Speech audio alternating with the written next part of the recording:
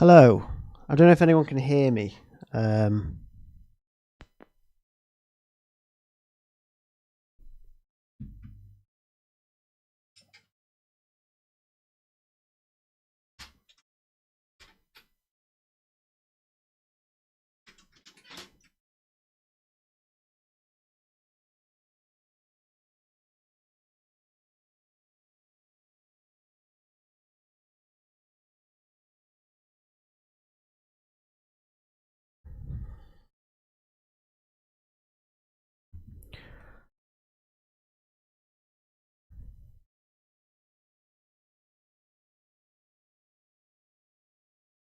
Hi guys, I'm not too sure if anyone can hear me. I just want to double check that people can hear me first.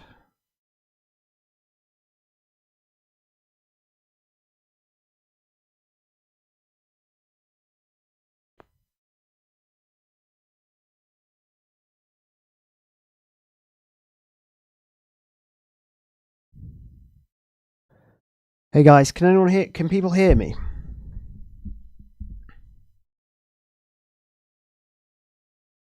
Just let me know if you can.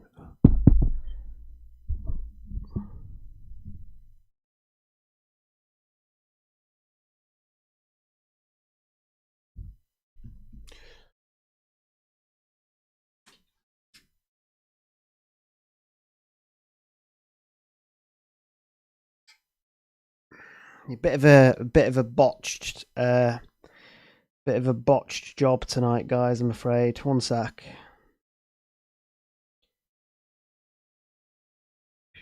I'm just gonna get a post out just to say that I'm live, basically.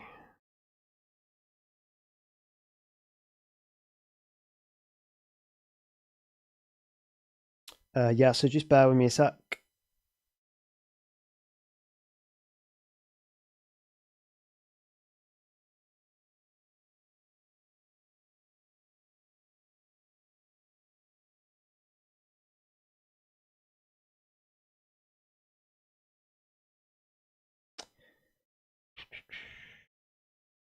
Just bear with me a sec, guys.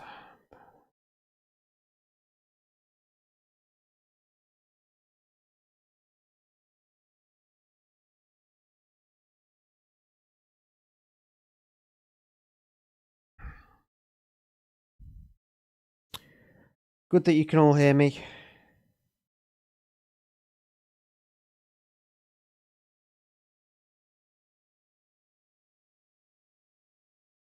Yeah, so bit of a botched stream tonight, unfortunately, because I honestly didn't expect it to launch. Hi, Abby. Hiya, Anurag. Have I lost Jack? Jack might be gone now. He's probably sick of staring at a quiet screen. Yeah, just wait for a few more people to come in. Whoa! Don't tell me prices yet. Don't tell me anything. Don't tell me anything yet, guys. I have not seen. Genuinely, I have not seen anything at all, and I'll tell you why. I'll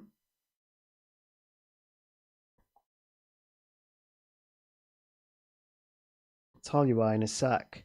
Yeah, so basically, as we were, hi FB, how are you? You've already set your mini league up. I feel so behind. I think that's the issue. I think that's the issue with YouTube, because, like, I've done loads of stuff for Scout. Obviously, I've done the whole. Hi Thomas. Yeah, so I've done. We've got all 48 predicted lineups now at Scout, thanks to a lot of you guys, thanks to a lot of hard work. So we've got all the 48 predicted lineups now. We are doing some team previews as well over at Scout. I've been doing them pretty much every day this week. I'm supposed to be moving house over the next couple of weeks as well. So, like, everything's just a bit carnage at the moment. Good to have you back, Jack. Yeah, Where Music. I did see your first comment. Well, actually, no, I wanted to make the graphics look really good, basically for the World Cup, but because we didn't have a game, I don't think that looks too bad, does it? The live stream starting screen. I don't think that looks too bad at all, really.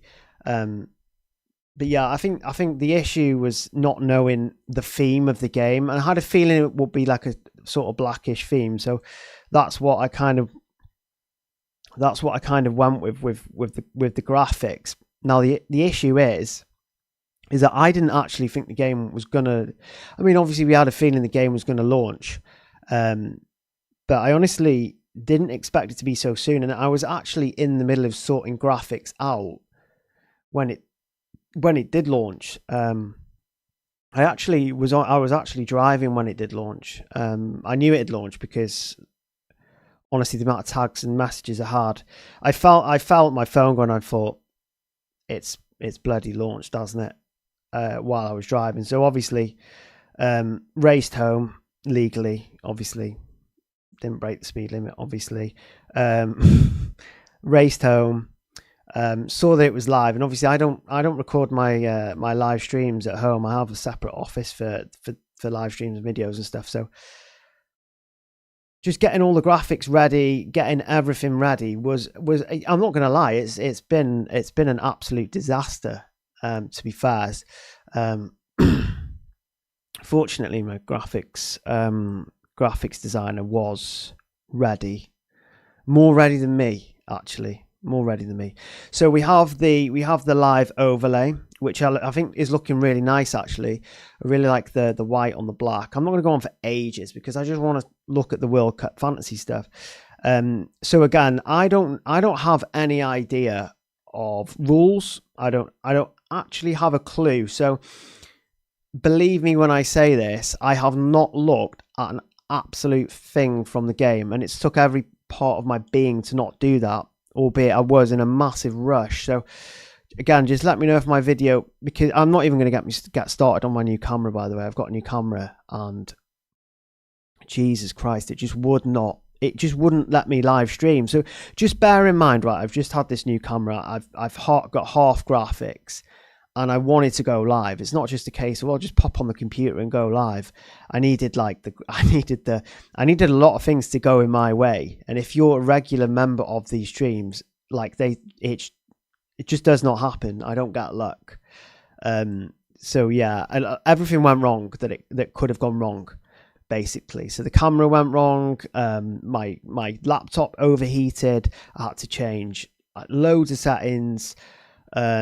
So yeah, I'm not going to go on for absolute ever because I'm boring myself just listening to myself. I'd rather actually just forget about everything that's happened tonight. But yeah, so I'm really looking forward to this, actually. I'm really looking forward to chatting to you guys. Again, this is just genuine reactions. I don't actually have a clue. I haven't seen anything.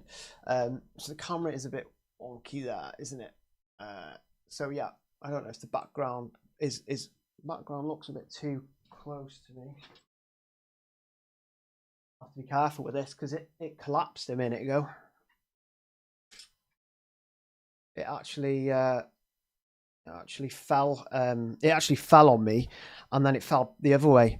So it fell on my head, and then I can see it falling. I can see it going there. I can see it going. Anyway, you don't really want all this stuff, do you? So yeah, we will take a look. Let me just make sure that let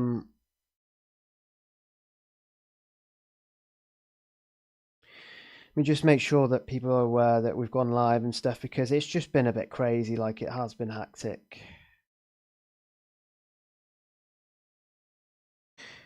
Why won't that post? Oh, that'll post now. Yeah, so how is everyone?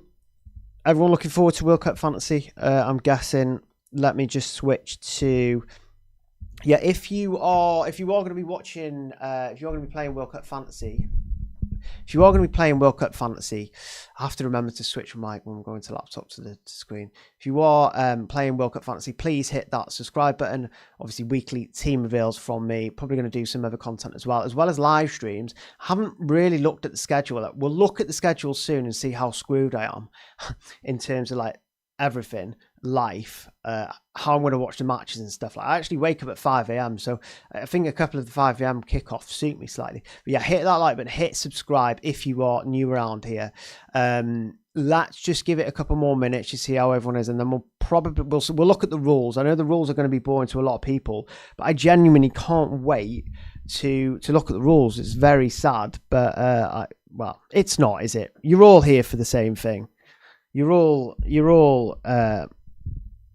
fantasy managers. So yeah, basically, this is where we're going to start. We're going to start with the rules. Germany have the easiest match. Oh yeah, I am repping Germany actually today. If none of you know, it's only because it was either Netherlands or it was, well, saying that's Japan. You've got the Japan, Mexico, and the France shirt in the back there. But I wanted to keep the green blue theme going on the background there. So if I stuck a white there and took one down, it wouldn't look right, would it? So yes, rules. Okay, let's have a look. I'm assuming that you can see these rules on screen now. Just let me know if I'm too loud here, because it's fine moving videos around. Just make sure the sound is okay. Just someone let me know. Captaincy will be interesting. I think Germany have these. I'm on Play Store, but I'm not sure what World Cup app to download. I would probably go with the with just FIFA. Okay, so we're just going to have a little bit of a focus on the rules now. Probably should have zoomed in there, but problem is if I zoom in on this, it's going to mess with the camera up there, isn't it? Yeah, I mean, I had to stream it, like,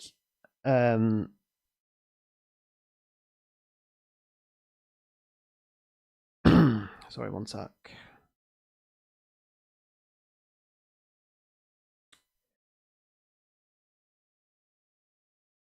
Yeah, so I had to stream tonight. I didn't really want to just go straight into a draft because I think it's best that we talk through the rules properly. This will be recorded as well, actually. So I think a lot of people who what's going on with this mic? What furthest it'll go?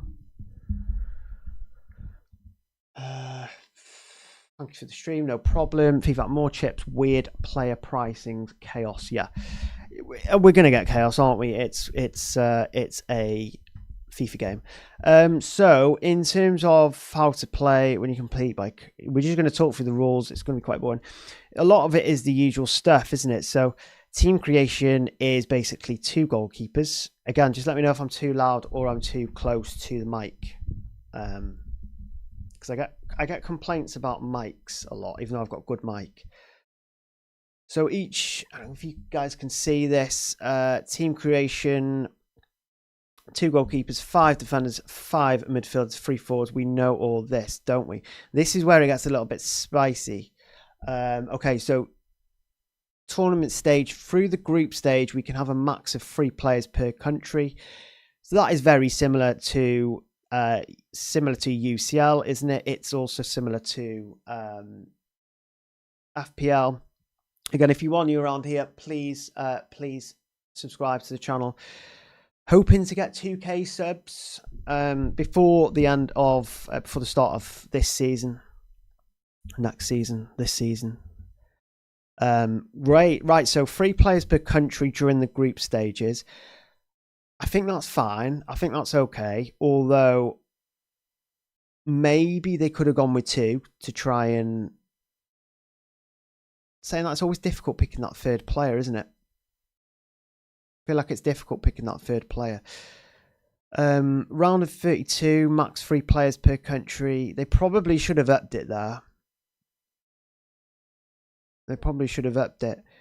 I probably would have gone 2 max in the group stage, just to make it a little bit spicier. Max. Probably would have gone for max 3 players in the round of 52, because I feel like you should be able to pick more players from one team in the round of 32, right? You go on from the group stage, you should be able to pick more players from a certain team. I mean, I'm fine with this. Like, I'm not bothered at all. I just think that they probably could have done that a little bit differently there, couldn't they? So glad they brought it. Oh, don't tell me about anything, Nick. I should probably stop reading chat for this bit, shouldn't I? You can add players to your team by pressing the X plus icon. We know this. You guys can see that, right? You can remove players by pressing X. Yeah, this is basics, isn't it? If you don't want to manually select your team, you have the option to autofill. I will probably do that, and then build about 1,000 drafts before the deadline. When you press the save button, your captain and vice captain will automatically be selected. Vice captain? Why have we got a vice captain if we could potentially change captain every day? Or maybe we can't change captain every day. No one tell me if we can. Okay, no one tell me. Okay, so we've got a captain and a vice captain. That is interesting. After saving the team for the first time. Budget. Each user receives a starting team budget of 100 million to build you guys can see that, 100 million to build a 15-player squad without exceeding the budget. Yeah, it's pretty standard. It's similar to UCL so far, isn't it? A bit of FPL, a bit of UCL. 100 million to build a 15-player squad, and of course we're probably going to need that 15-player squad, right? For the knockout phase, team budget will increase by 5 million. Yeah, so again, this is nicely similar to UCL Fantasy. I think that it's only right that they increase the budget because realistically, the best teams generally, not always, but statistically, on average, more big teams get through than smaller teams, right? So it makes sense. So happy with the budget so far. Player prices. Each player has been assigned a price based on their potential score fantasy points. Please note that all player prices are fixed. All player prices are fixed and will not change. Right, so we've not got price changes,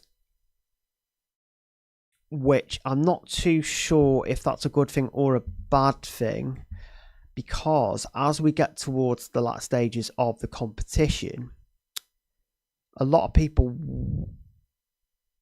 will be able to afford the same team. So that's why I like increased player prices in this format, because it means that you don't really get rewarded for planning in terms of team value and stuff. Do you know what I mean? So if that makes sense, does that make sense? That makes sense. What I'm saying there, does that make sense in terms of the budget? Player prices. It would have been nice to have player prices because, again, not everyone would have been able to afford the same team. So captain and vice captain, here we go. I'm still surprised we've got a vice captain for each round. So are we in rounds now? We're not in match days. We're not in game weeks. We're in rounds. So okay. Might have to get used to that. So it's rounds. You must select a captain and a vice captain before the lockout. You will be able to change your captain and vice captain by pressing the icon available in the player's profile. AFCON winner has arrived. Hello, Aguero. How are you? AFCON. He did win AFCON, by the way. Very good. You should drop FPL Aguero a follow. Actually, he's you have to be a decent manager, don't you? Okay, so you can change captain. We know this. Your selected captain will score double points if your captain doesn't play at any minute. If your captain doesn't play any minute during the match day. So we're back to match days now. So okay, so I imagine round is the week. Let's go with that. Let's go with the round. Each round is the week. Like game week or match day in UCL. So the round is the week. the round, basically. The round is the round. People who play a lot of fantasy games like me will obviously be confused by these. Or I'm just stupid. One of them. Probably a bit of both. However, the vice captain will score double points. Yeah, hang on. So, if your captain doesn't play any minute during the match day, your vice captain will score double points instead. This has to be for casuals, right? Unless they're not doing changing captains. However, the vice captain will score double points only if you have not done any changes to your team during the live round. That is really important, I think. I think that's really important. So, okay, so basically there is a hack on EFL Fantasy where if you put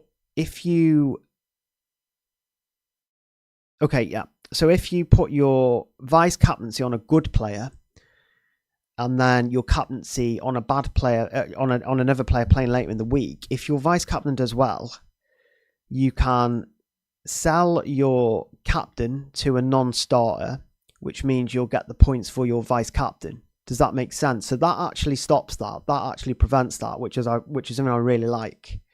I think it does anyway.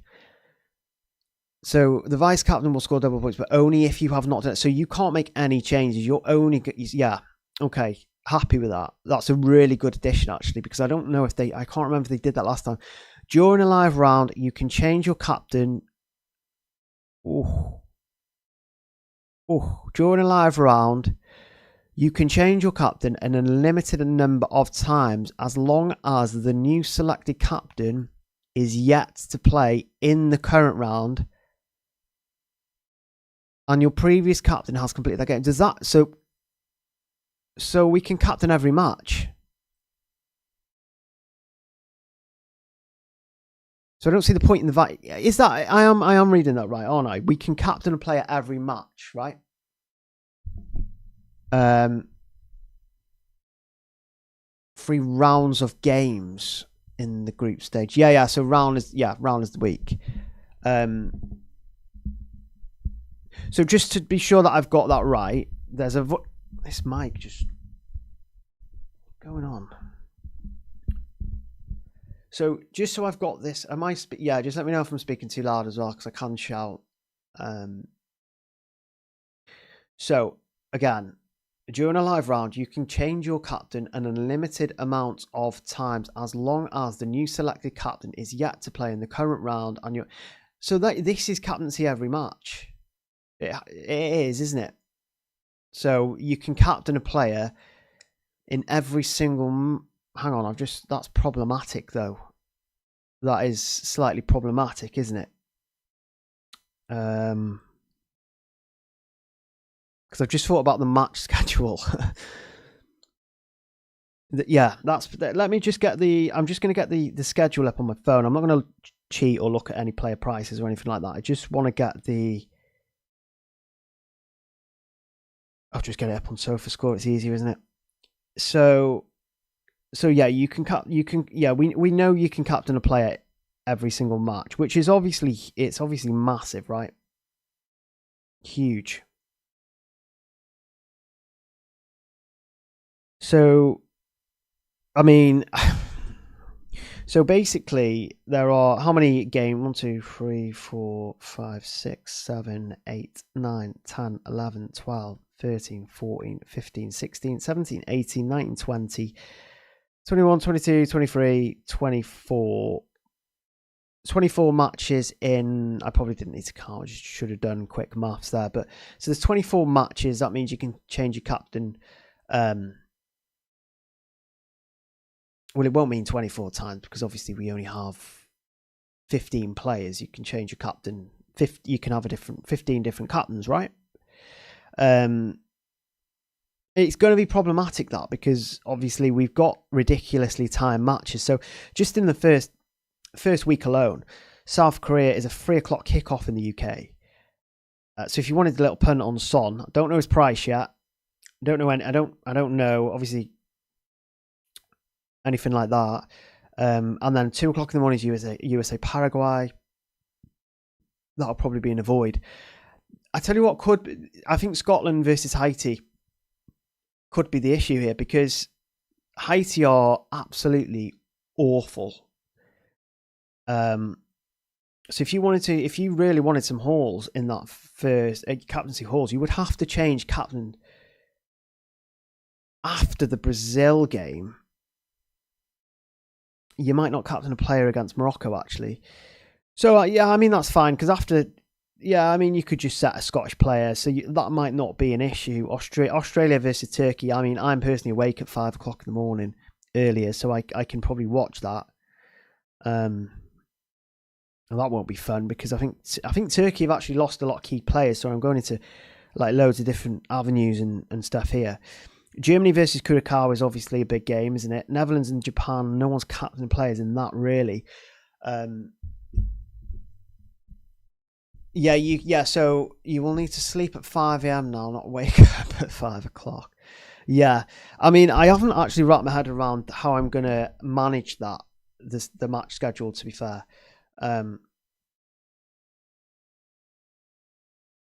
Let's just continue because I think team management, we've still got player prices to get through as well, so this could be quite a long stream. So team management and substitutions. Before each round locks out, you'll be able to make unlimited subs. Yeah, of course, unlimited subs between your starting 11 and your bench players as long as you keep a valid formation. Also, you can change your captain and vice captain. Yeah, so we know this, don't we? We know you can make a limited amount of changes before before the deadline. We know all this, don't we? World Cup Fantasy 2026 offers 2 types of substitutions. That line there is quite new. I've not seen that line before. Automatic subs, but we know what they are, don't we? Automatic subs. Your substitutions will become active in your team and replace did not play players in your starting 11 automatically, only if you've not made any manual changes to your team. So again, it's very similar to UCL Fantasy this. Your outfield bench players are prioritized 1 to 3 with the first priority substitute. Basically, just like you have to micromanage in this game. Let's focus on the manual subs because I think that's what a lot of us here are a bit more aware of, right?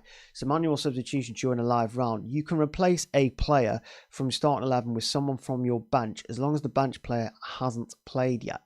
And your new lineup still follows a valid formation. So again, very, very similar to UCL Fantasy. You basically put the players, you basically put the players, a lot of you know this, but you basically put your players playing later on in the round on the bench, the players playing earlier, and then you can swap those players out.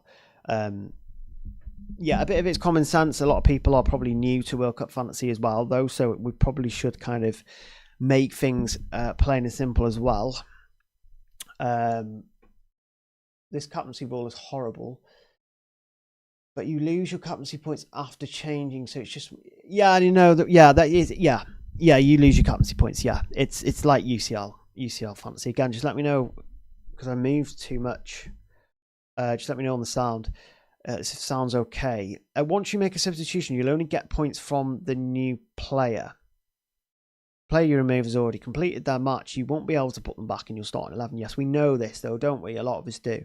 If you make any manual changes to your team during a live round, like a substitution or changing your captain, it will cancel the automatic substitutions. Yeah, we know this as well. Team changes during a live round. This is where it gets a little bit spicier, isn't it? You can manually substitute any player in your starting 11 who has completed their match with a player from a bench who's not yet. Again, UCL Fantasy. You can swap an unlocked player in your lineup with an unlocked player on the bench anytime. This can be done repeatedly. That's fine. A locked player in your lineup whose match is currently in progress cannot be swapped with an unlocked player from the bench. Again, very straightforward. A player on the bench who has completed their match cannot be substituted for an unlocked player. A locked player in the lineup cannot be swapped with a locked player on the bench. Yeah, this is just a lot of this is just simple, right? Let me just double check, skim read the rest, make sure we're not missing anything key. You can only change your captain when their match is not in progress, either before the match starts or after it has been completed.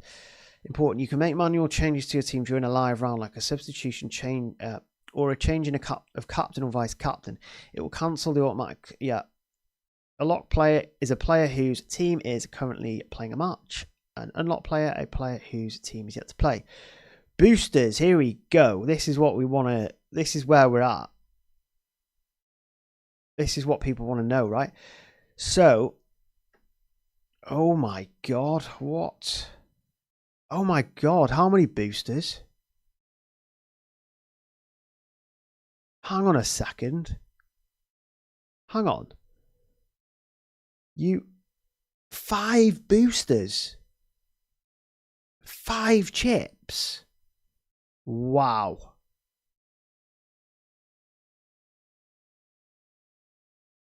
Five chips.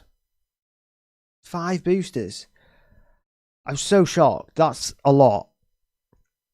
So let's just take a look through the boost. 5 boosters is absolutely crazy.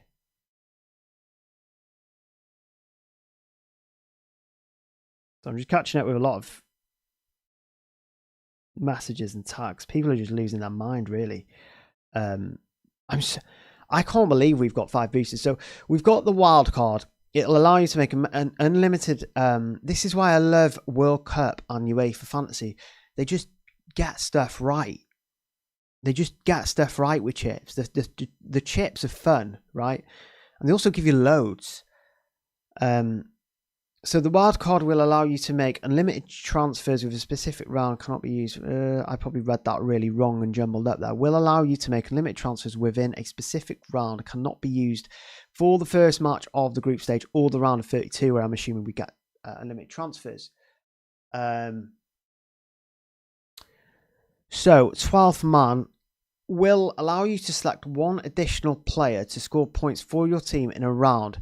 Really like this chip. Always really like this chip, actually. The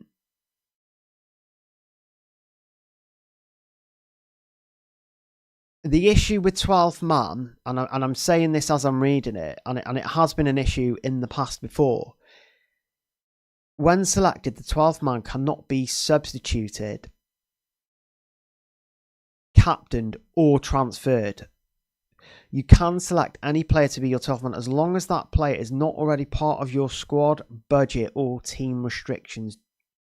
Do not count here. So you cannot captain a 12th man. Now, I think this is okay because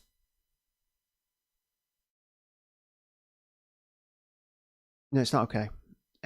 It's not okay, is it? I had a trailer for then, but I lost it. Okay, so 12th man it's there, it's interesting, it's there, wildcard and 12th man. Now we're moving down here. Maximum captain will allow you to get double points from whichever player scores the most points from the starting 11. This player will automatically be assigned the captaincy. Now, I really like this chip, and I'll tell you why. Obviously, not having to change captain. Look, if you've got a really busy week ahead, let's just use that as one reason. If you've got a really busy week ahead, or if you've got a busy week ahead, then that's great. Maximum captain is great. Now, the second reason this is great is because if you've got a lot of kickoffs that you don't like the look of in terms of time, so if you've got say Scotland Haiti at 2:00 in the morning. You've got, I don't know, you've got a load of kickoffs that you don't like the look of. This is maybe more so to maximize your sleep and life rather than maximize points, right? So if you want to maximize your life and stress and sleep, prioritize those, then again, max captain could be really helpful. It's also really helpful if you've got a load of good players from the same team, right? So remember, say, for example, in the Club World Cup, Bayern played.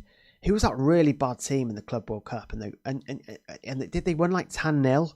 And a lot of people weren't sure who to captain between Elise, Kane. So in the end, a lot of people saw that as an opportunity to use maximum captain, right? So again, not only if you have a busy week, you should play it. Not only if you don't like the look of loads of dodgy time zone kickoffs, you should play it. But also if there's players from the same team that you're not too sure who you're going to captain, or kickoffs at the same time. Now, maximum captain, let me just have a look at round 3, because I'm assuming that round 3 has kickoffs at the same time as do all international tournaments. Now, this is really good. This is where, again, it could come in handy again. So, for example, 11 p.m. on round 3, you've got Morocco versus Haiti and you've got Scotland versus Brazil. You wouldn't have to pick a captain there. You would have max captain. Another example, potentially,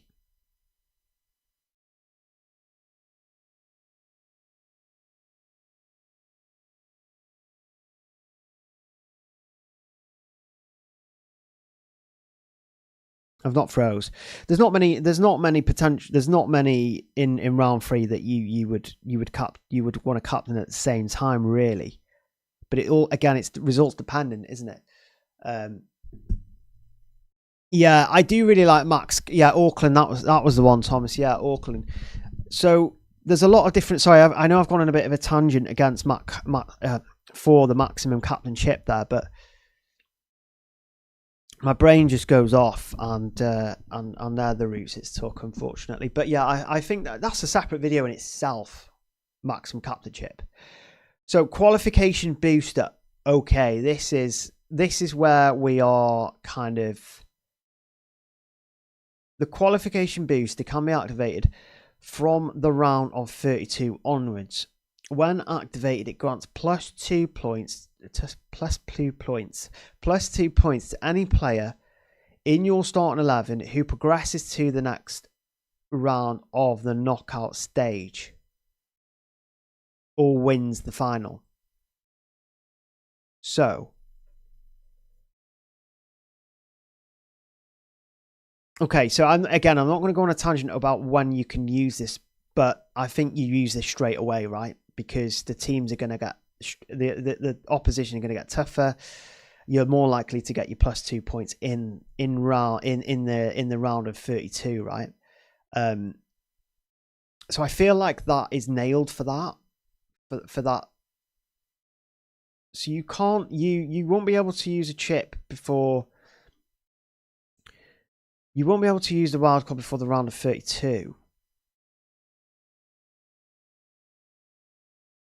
This is kind of making you use all the chips in the group stages, which I like. I like the aggressive approach in general. So someone's just reminded me. Yeah, if you can drop a like on the stream, but more importantly, if you could subscribe, I'm going to be making obviously World Cup Fantasy content. So if you are enjoying this live stream, just basically me just talking rubbish. If you're enjoying this stream, please hit that subscribe button. I'm looking to get 2K subs, hopefully. Any prizes, mate? Well, we haven't actually got that far yet. I haven't even got to the mystery booster, which has definitely caught my eye, to be fair. Okay, so 5 boosters is crazy. It's crazy. The mystery booster. So the booster will be revealed once round 3 locks and the round of 32 opens. So I'm assuming you use the qualification booster for round 32. And then you've got this chip then for the round of 16, the quarterfinals, the semi-finals, and the finals.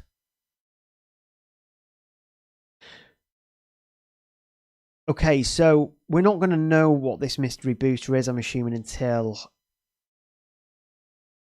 Did we have a mystery booster in the Club World Cup?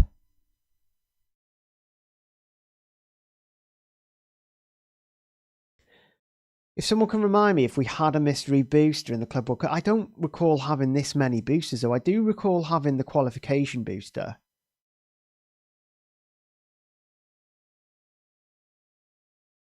I do recall having the wild card.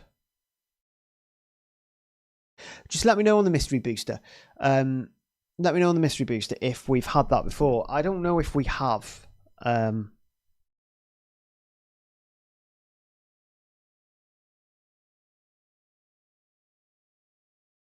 not too sure if we have. Okay, so mystery booster. Yeah, all boosters activation except the wildcard can be reversed before the round locks out. This will be simply done by clicking the button deactivate. That's nice. That's handy, isn't it? We did have a mystery booster in the... It was actually revealed to be the qualification booster. Right, no, it... Was it? My memory is not great. I should remember this. Okay. So we've got 5 chips.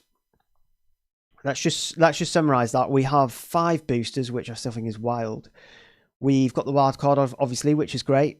It's fantastic. It means we can potentially free hit in round 3. And there's potentially a lot of rotation. 12 man is kind of okay. It's an okay chip. I'm not too sure I'm going to make a big deal about that. Maximum captain is brilliant, because if you can find a round where you're busy, you don't like the kickoffs, and there's players from the same team who could do well that you could consider captain. If you get all 3 of those combined in one round, perfect. Qualification booster, I think, again, pretty easy. Round of 32. Mystery booster, well, who knows? Okay, so transfers. We are now up to transfers pre-tournament. Yeah, unlimited transfers. We shouldn't be having too many transfers because of obviously all the chips. I think 2 transfers is good. I think that's fine. That is really good. Happy with that. Happy with unlimited transfers. Before the round of 16 is 4 transfers. Before the start of the quarterfinals is 4 transfers. Before the start of the semis is 5 and the final is 6. I think that's fine, isn't it? During the group stage, 1 transfer can be carried into the next group stage round. Okay, so straight away there, similar to UCL, we can roll a transfer during the group stage, the league phase, as it is in the UCL. However, due to unlimited transfer limit between the last game of round of 3 and the start, you will not be able to carry a transfer over. Okay, yeah, makes sense. During any stage of the tournament, you can exceed your transfer allocation for that round, but each additional transfer you make will only cost you 3 points. Obviously, in FPL we're used to 4. I think in other games it was 5. So a hit for 3 points is very good. I think it's very good. It's very much built for casuals, this game, but because there's so many chips, there's a lot of strategy here. I'm not going to buy into the fact that the casuals win, because there's a lot of stuff you can do here as an experienced manager to map out how you're going to use the chips. And we've just discussed some of those ideas there. Once a transfer is confirmed, you can't reverse it. You can make transfers only for the next scheduled round. If you make transfers during the live round, they will not affect your current team. Yeah, okay, that's great. Lockout will feature a fixed lockout for transfers along with a rolling lockout to manage team changes. Yes, this is great. So you can't, you can't basically cheat and you can't cheat the system, basically. Scoring system, here we go. This is another big factor here. How long have we been going for, actually? Because we still have to do player prices as well. Let's see if we can get to 50 likes, guys, in this stream. 50 likes would be fantastic. We did a mystery boost. Yeah, we had that. We've had that. I mean, qualification was the mystery boost. Okay. Yeah. Okay. So we've got qualification boost, and we also have a mystery in addition to that. Great. I haven't got first draft yet because I don't even know the rules fully.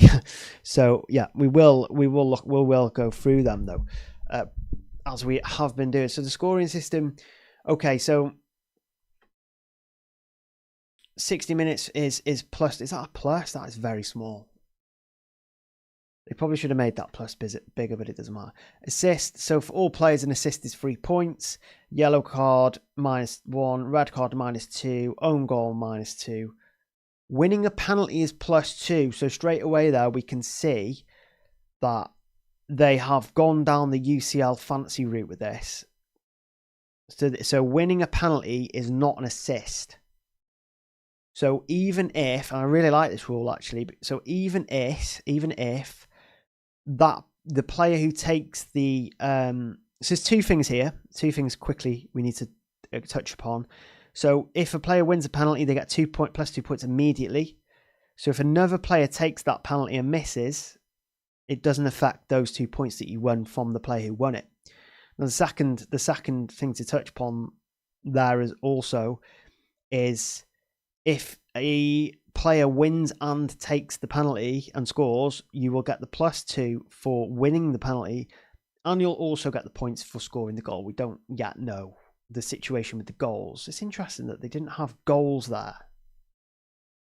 They only had assists. So scoring goals must vary between different positions, but creating an assist does not. I think that is interesting.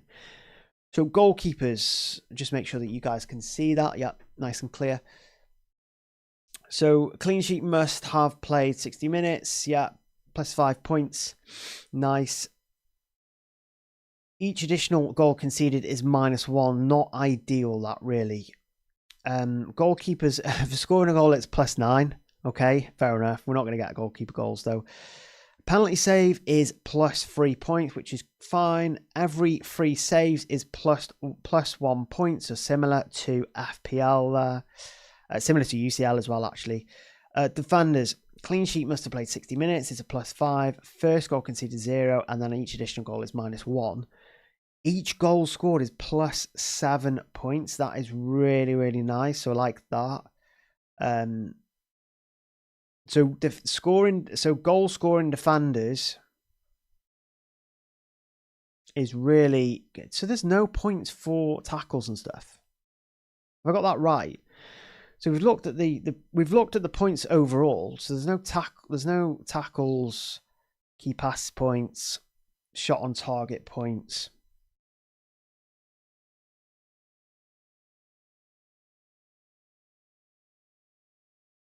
Okay, so there mustn't be tackle points then. Oh no, there is. Okay, for not for defenders. So we're going into midfielders now, right? Clean sheet, yeah, +1 point. Goal scored, +6 points. That's good. Every 3 tackles is +1 point. Every 2 chances created is also +1 point. Hi Tom, how are you, mate? Hope you're good. How are you finding the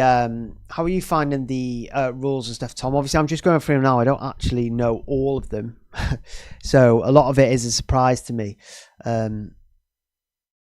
Appreciate you joining the stream. I imagine you're quite busy making content of your own, because I know you're on it, aren't you, with stuff like this, with World Cup Euros Fantasy. So just going back to the video, I think that's quite interesting now straight away, that defenders don't get additional points.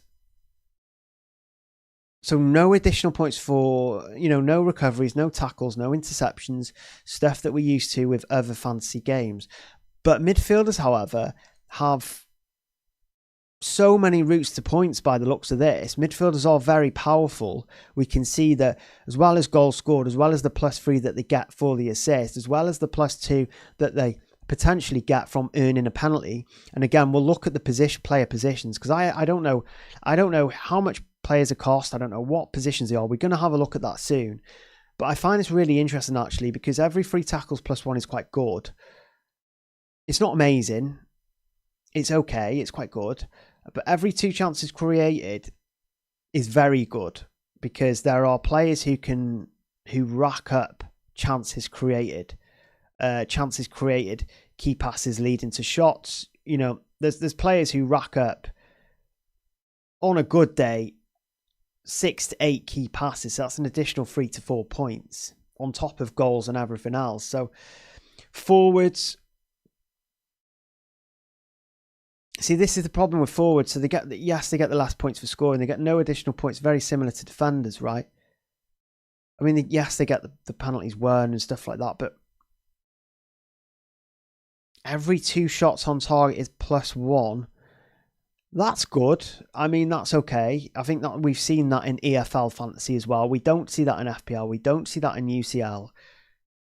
But what is really catching my eye at the moment is, and I can see bonus points there. I can't wait to get to that point.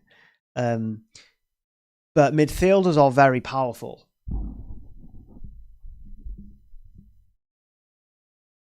Yeah, I can't believe the game is out. It felt like we were waiting forever for this, right? It did feel like we were waiting forever for this. Okay, bonus points, and this is something I'm really looking forward to. Bonus points, here we go. So, goal from a direct free kick. If any of your players scores a goal from a direct free kick in addition to the goal's points, is +1. That's good. Yeah, don't mind that. I think that's pretty good. I was a bit worried they were going to do something FPL-like in terms of bonus points. I can't really be bothered with that. I do like different in these kind of formats. The player of the match award, and as stressful as that is, Jesus, that is like one of the most frustrating things ever. But I do think that a +1 for goal from a direct free kick is good. Scouting bonus is back. Yes, we've got scouting bonus back. We've got it back. I'm so happy with that. I really, really like scouting bonus. I think this is a good And I'll tell you why I like it, because say you've got two equally as good players, right? You say you've got, how can I do this now? So you've got two decent midfielders. You don't know who to pick between on that same team. And a lot of people are probably going to go for the more popular pick, but there's, lower ownership plus 2 points. I think that's good. I think it balances things out slightly. It does make people, and I know it's only plus 2 points, but I think plus 2 points could be quite significant in this. Especially if you compound those differentials, right? You're not just getting plus 2 points for just like having differentials to return. You're getting plus 2 points for every single differential in your team that manages more than 4 points, right? So say you've got a really template team. Mr. Template is not going, I'm aware I'm speaking like you're not all kids, so I'm really sorry. So Mr. Template has got like all these really, highly owned players, and then you've got someone else who's going to be like, right, I'm still going to pick good players. I'm going to pick players who are, under 2%. So if you times 2 by 11, that's an additional 22 points you could get from someone who's picked a template team. Sorry if that maths is wrong there, which it shouldn't be. Keep Bumgarden and Kalinoglu quiet. Bumgarden is back. Those of you who don't know, Baumgartner is actually called Bumgarden. So captaincy, you do need to change. Yeah, you can change captaincy every single match. So shout out to those of you who heard about Bumgarden before. So I really like the points there, the scoring points. I think they're really good. Leaderboards, don't think we really need to go through. I don't think. Mini leagues, I will be definitely making a mini league there. So I'm really, really happy with this. I think just to summarize it super, super quick, I'm not going to go over everything again. I do really like the fact that, sorry if I'm speaking too loud there. I do really like the fact that I wish we had player prices so we could differentiate from the template towards the latter stages, because a lot of people can't afford a good team near that, the perfect team. I like the fact that you can't really mess around with transfers and vice captains and captaincy. I really like that. They've really thought about the rules here, FIFA. Look, I'm not saying this is going to be a perfect game. But I think they've put a lot of thought into the rules. They've looked back at, at mistakes, hopefully, including that first deadline. I really like this. Look, I can't say anything bad about it. I love the fact that there's 5 chips. I think the abundancy of chips means that a lot of people may have different strategies. We don't know that yet. We'll see, I suppose. I like the transfers, 2 transfers. I like the lockout. I like really like the point scoring system. I do think that they could have made I'm happy with goalkeepers, although plus 9 points for goalkeeper scoring is ludicrous. I'm not too sure why they've included that. You might as well just say plus 50. Well, probably not, because that's a big swing, but I don't know, a bit higher. Defenders, I'm slightly disappointed with, because there's nothing to help them get more points. So centre-backs are just not going to be that appealing. We're coming away from FPL now and coming away from UCL, where centre-backs are as strong, if not better, than full-backs. We're going back into classic fantasy territory here, where the full-backs are now more appealing than the centre-backs, which I like. I'm not going to lie, DEFCON, as good it has been in some respect, it's nice to have attacking fullbacks back. So slightly disappointed with the defenders there. I just think they could have done better. The midfielders, happy with that, really. The only reason I wouldn't be happy with the midfielders is because the other two are a little underpowered. Every 2 shots for a shot on target is absolutely fine. I think a lot of people are just going to go really cheap in defence. Well, no, they're not actually, are they? I suppose the differentials will come. There's a lot of balance to this game. Look, there's a lot of things to think about. There's a lot of balance to this game. The bonus points, I'm quite happy with. Scouting bonus, I'm super, super glad scouting bonus is back. Although, probably would have bumped it up to plus 3 points there. So that is the rules, guys. I went bum gardening and didn't have green fingers. No comment. There are no additional points for player of the match. No, there isn't. It's just the differential bonus. You never know. A goalkeeper could score. Yep, maybe. So should we look at player prices? I'm so excited. Look, the problem, the issue I've got now is that I know every team quite well, and I know all 48 teams players quite well. Because I've not only done team previews, but I've read a lot of reviews. I follow international football a lot. That a lot of you may now get pretty bored if I get excited over Curacao or Cape Verde players. So apologies in advance for this, but we are going to switch screens before we do take a look at the player prices. Again, if we could get we can get everybody who isn't a subscriber in the stream to hit that subscribe button now. Looking to hit 2K subs. Really hope I get there. I keep reading that bum gardening comment and I'm trying not to laugh on comment. So focus, Lewis. Yeah, so please hit the subscribe button if you haven't subscribed already, because there's going to be plenty of World Cup Fantasy content coming. So should we do the fun part now? Although that was quite fun. I enjoyed looking at the rules.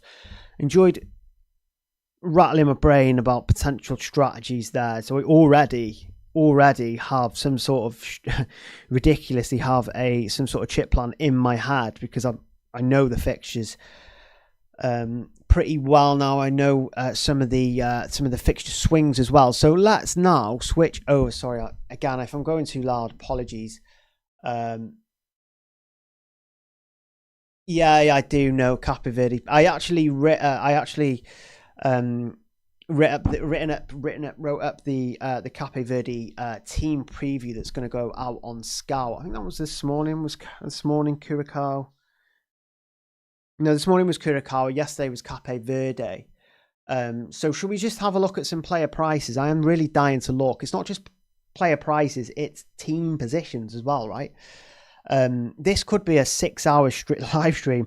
I don't know if my camera can take this, but let's definitely look.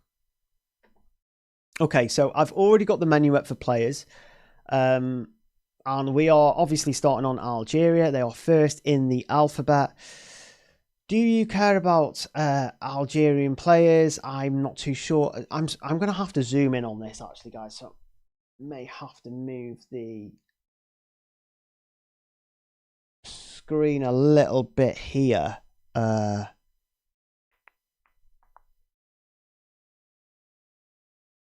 I've moved something I shouldn't have there. What moved?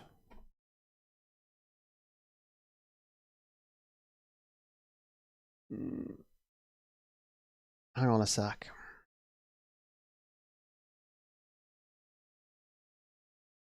Okay, I think that screen's okay, isn't it? Oh no, I can't see chat. I've moved chat.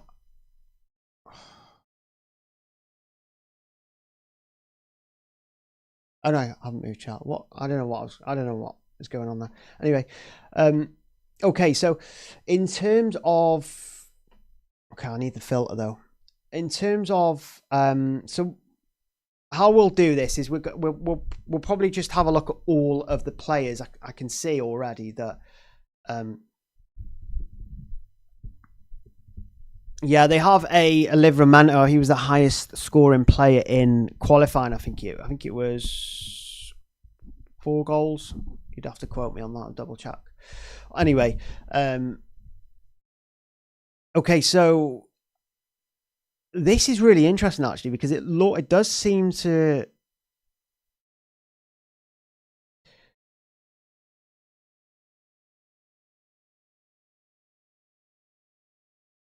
Okay, so Algeria, we've got 3.5 million It's interesting that they've gone with that low, isn't it? 3.5 million on the defenders. We'll go through all of the teams at the moment. Oh, Zidane is only 3.8 million. We probably could get lower, though, of the goalkeepers, I think.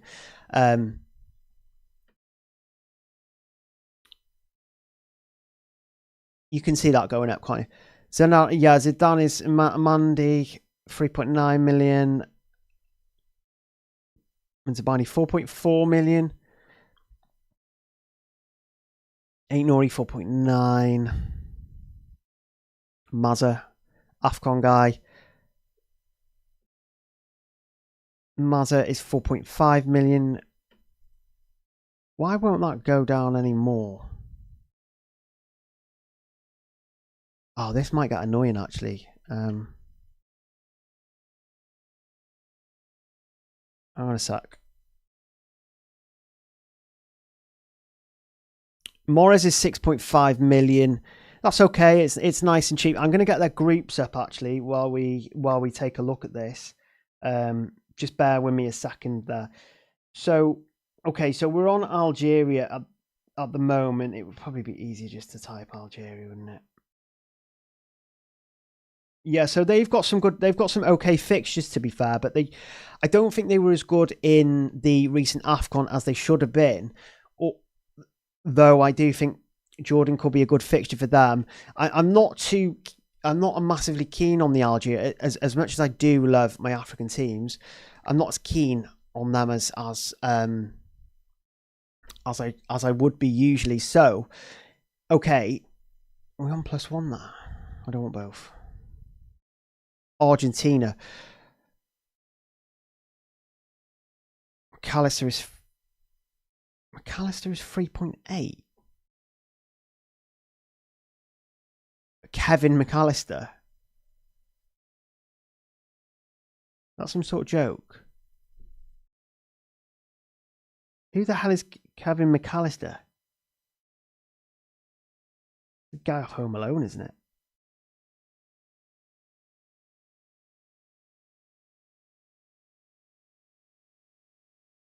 Home Alone Kids, and Home Alone Kid is 3.8 million. No, that's the plays in Belgium, doesn't he? Yeah. Yep. Okay, so in terms of players, we've got Rojas at 4 million. A lot of these won't play, of course. Acuna's 4.3 million. Tagliafico 4.3. Montiel 4.3. Molina 4.4. Jesus, that defense is very cheap, isn't it? I know Otamendi. I think Otamendi suspended for the first round. Yeah, no, I was joking. Otamendi, yeah. So Otamendi is actually suspended for that first round. Just remember that before you put him in your team. Yeah, don't forget that. Don't put Otamendi in your teams. Enzo Fernandez at 5 mil. Oh no, that's not Enzo. That's Acqui.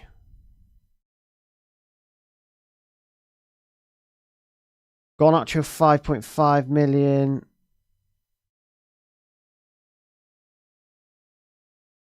What the hell's going on?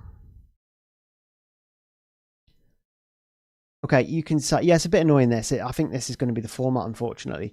Garnacho is 5.5 million. That's fine. So in terms of the Argentina group, it is fantastic, isn't it? I'm pretty sure it's fantastic. They've got Jordan, yeah, so they've got Jordan, Austria, Algeria. That is a great group. Austria won't be a pushover, though. They're not going to be pushovers at all. Deport Paz, I really like Paz. He's been excellent for, I think he got Serie A Player of the Year. Plays for Como. Actually, Como qualified for the Champions League first time ever, actually, under Fabregas. Sorry, you're going to get some random bits of knowledge here as we go along. Barco. Good old Barco, eh? Saul, he's had an average season in Serie A, Saul. Almada, not really playing for Atleti. Buendia, a couple of decent goals. McAllister 6.6. Enzo is expensive at 7.5, I'd say. Julian Alvarez 8.6. Martinez 8.6. So okay, so Messi. So they've gone with forwards here. So Messi is a forward on the game. I think a lot of us expected this, right? How are you guys feeling about Messi as a forward on the game there? Yeah, I really like Paz. Yeah, I think with Paz, it's a case of his minutes though. I think it's going to be a case of his minutes with Paz. Is he going to play as often? He was excellent for Como this season, although quite frustrating at some points. Australia, we'll just skim through Australia. Look, no disrespect to Australia, but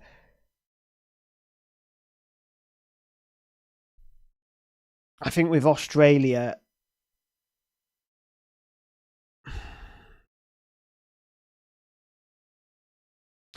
I mean, the group's not too bad, right?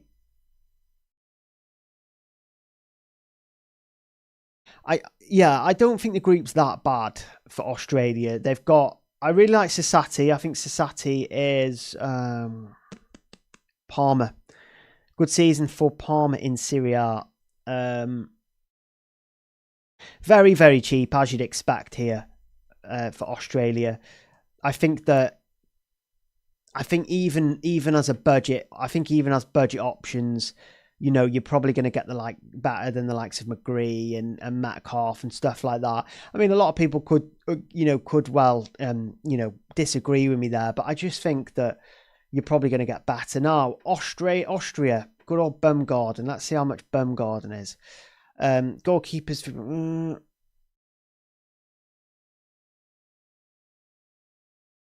Goalkeepers. That's cheap. That's cheap. Good old Lionheart. Poch, 4.3. Alaba.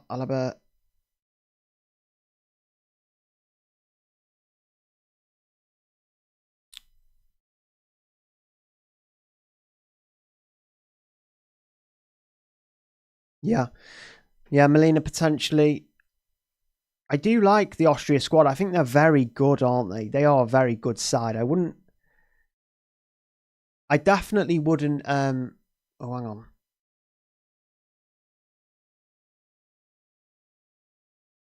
Oh God.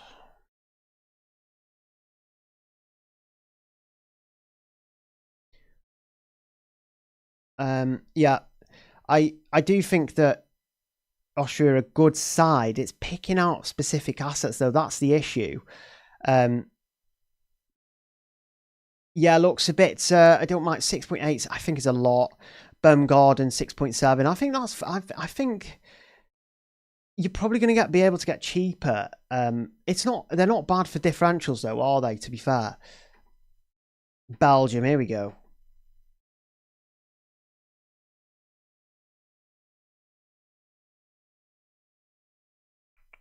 World Cup Fantasy. Hiya, FPL Sam. How are you, mate? You're joining a very long stream here. Michele, that is the Club Bruges.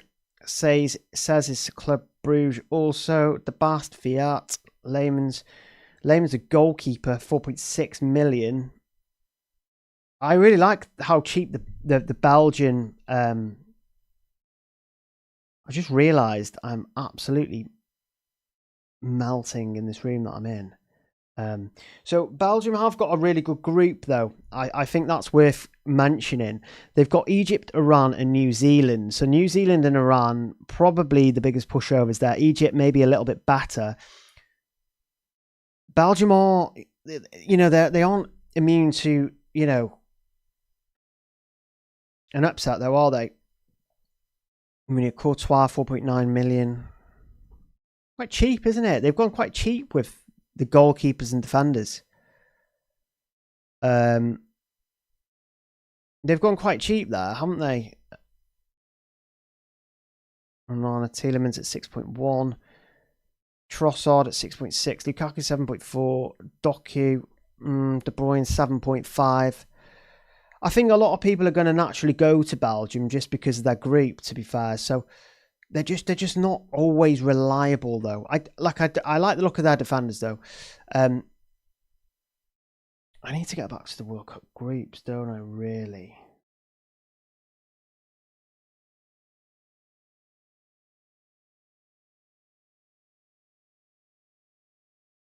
Bosnia group is okay. I mean, you look at it, they've got Canada, Qatar, and Switzerland. I'm not going to spend loads and loads and loads of time, but I think we get the drift that a lot of these guys are cheap. Potentially scope for differentials there. Zacco at 6.1 million. I'm sure he's like 41. Could be a nice punt.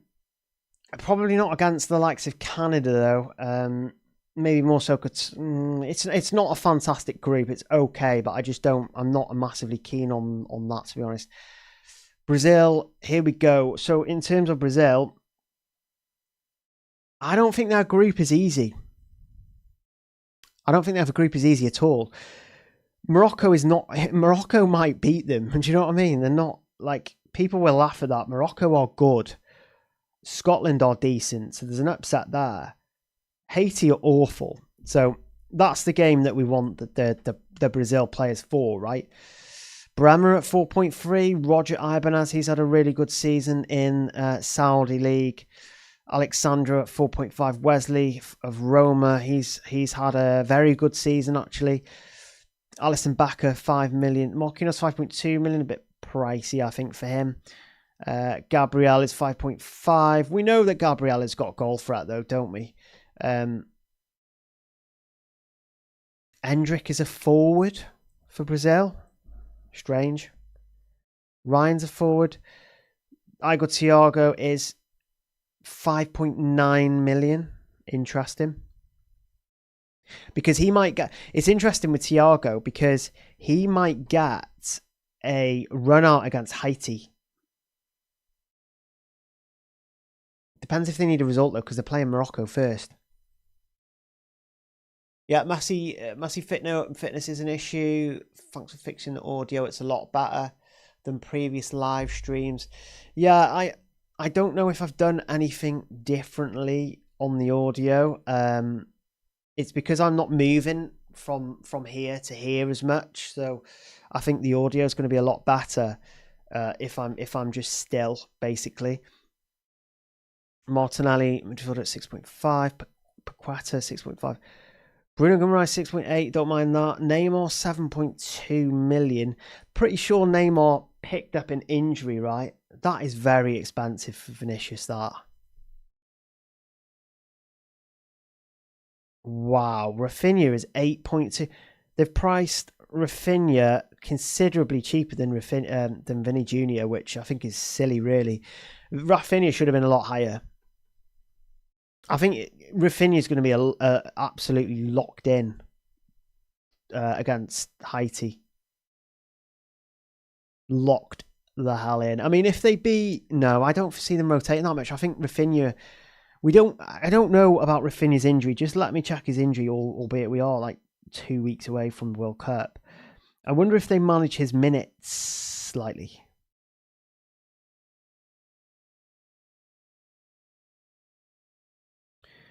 Let me just see if Rafinha's...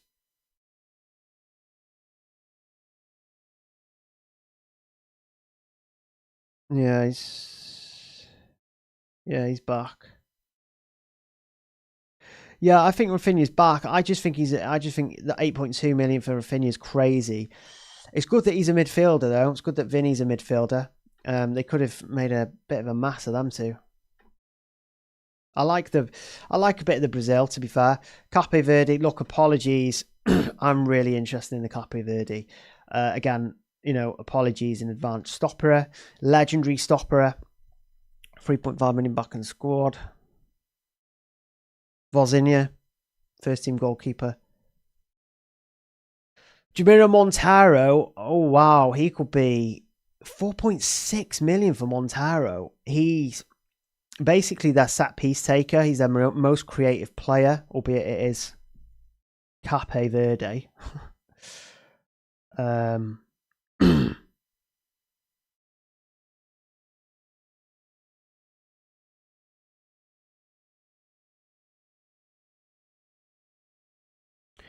Right, okay, yeah. So Montero at 4.6 million, that is extremely cheap. There's probably people taking the mick in the chat.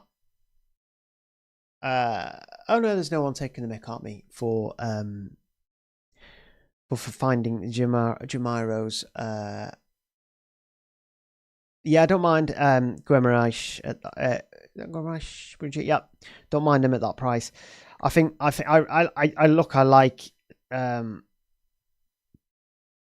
like Jamiro Montero at 4.6 at Cape Verde. Again, apologies, people are probably not looking at this that much. Ryan Mendes, 37-year-old, he's back into the mix now. Daylon, they've remained at 4.9 million. Their most dangerous player during the qualification round. Canada.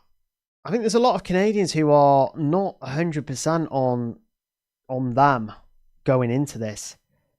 Actually, I think a lot of the Canadians don't seem to be happy, but the group isn't that bad. You know, they've got Bosnia, they've got Qatar, Switzerland, probably their biggest issue there.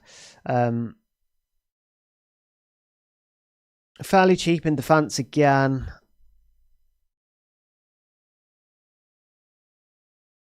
Davies at 4.9 million and a defender. Davies. There was one point where Alphonso Davies wasn't in defence for Canada, right? He's not played for Canada for a long time, I don't think. I think it was like 2024, 2024, the last time he played for them. There was a point where he was playing like number 10 and stuff, wasn't there? Alphonso Davies. Yeah, it looks like he's back to left back now.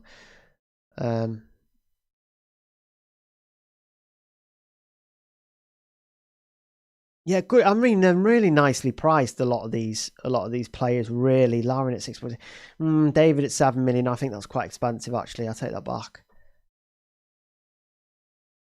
Colombia. I really like the look of Colombia's attackers. They have some spice, don't they? And we all know who the Colombia attackers are, or a lot of them anyway. Their group is not exactly easy, though, is it? That's the problem.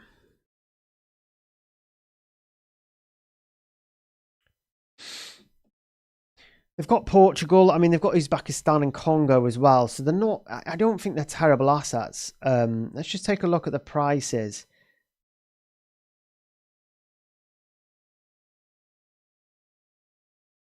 Cheap. Munoz, 4.6 million.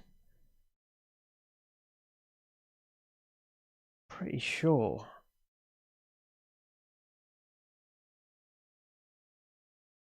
That's very cheap, isn't it, for Munoz? 4.6 million. I think that's quite good, to be fair. Not much threat for country, though.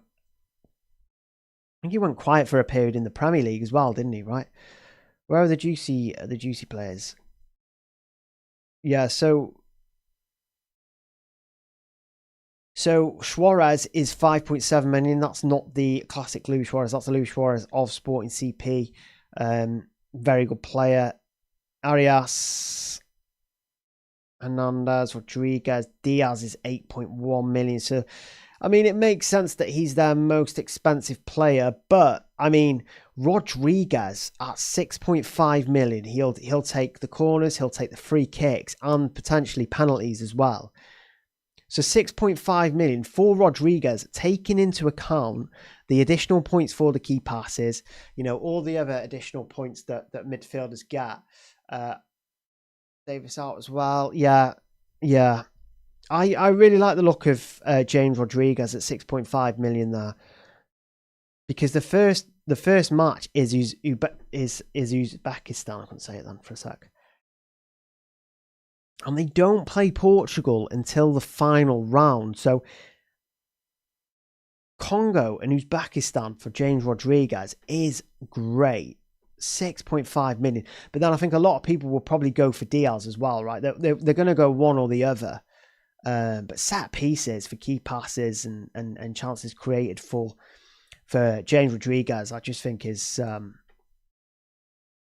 fantastic. So Congo actually in the same group there. I don't think that they're way off it. Congo. I think the only issue is that Kalulu of 3.9 million. I think they've got to. I think the US has told them that they have to self-isolate, right? Which is going to be problematic for them. Wissa 6.2. That's quite cheap. He was missing during the most recent AFCON. They didn't need him actually. Bongonda 6.2 million. Nicely priced. Don't mind that either.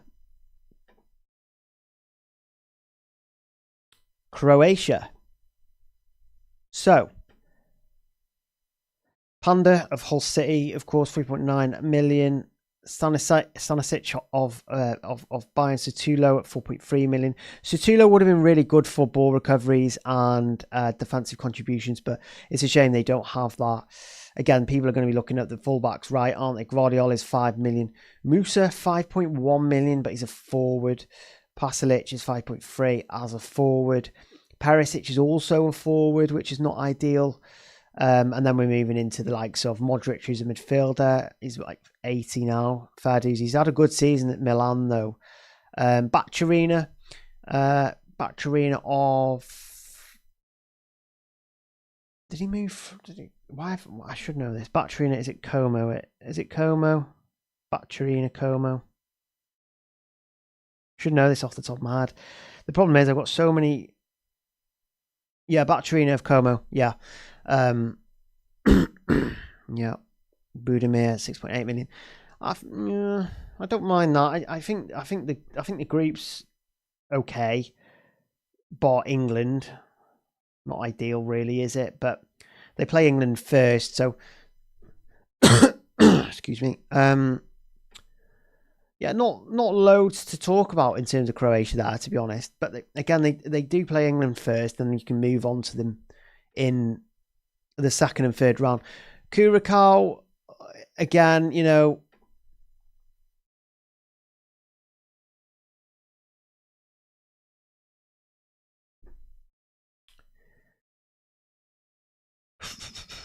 yeah, Curacao, I'm pretty sure they have a grim group. Yeah, Germany, Ivory Coast, Ecuador. That is pretty rough, to be fair. And they weren't completely convincing from a defensive perspective in qualifying. I think that's what one of the biggest issues was. I was doing the there's not much actually attacking threat in the Curacao backline either. Floranus is 3.6 million. He's a fullback. Floranus, sure, I'll have fun with that name on the World Cup Fantasy podcast that we will be doing this season. If you didn't know, surprise, yeah, me, Dan, and Hayden, Big Four on FPL on Twitter are going to be hosting that one.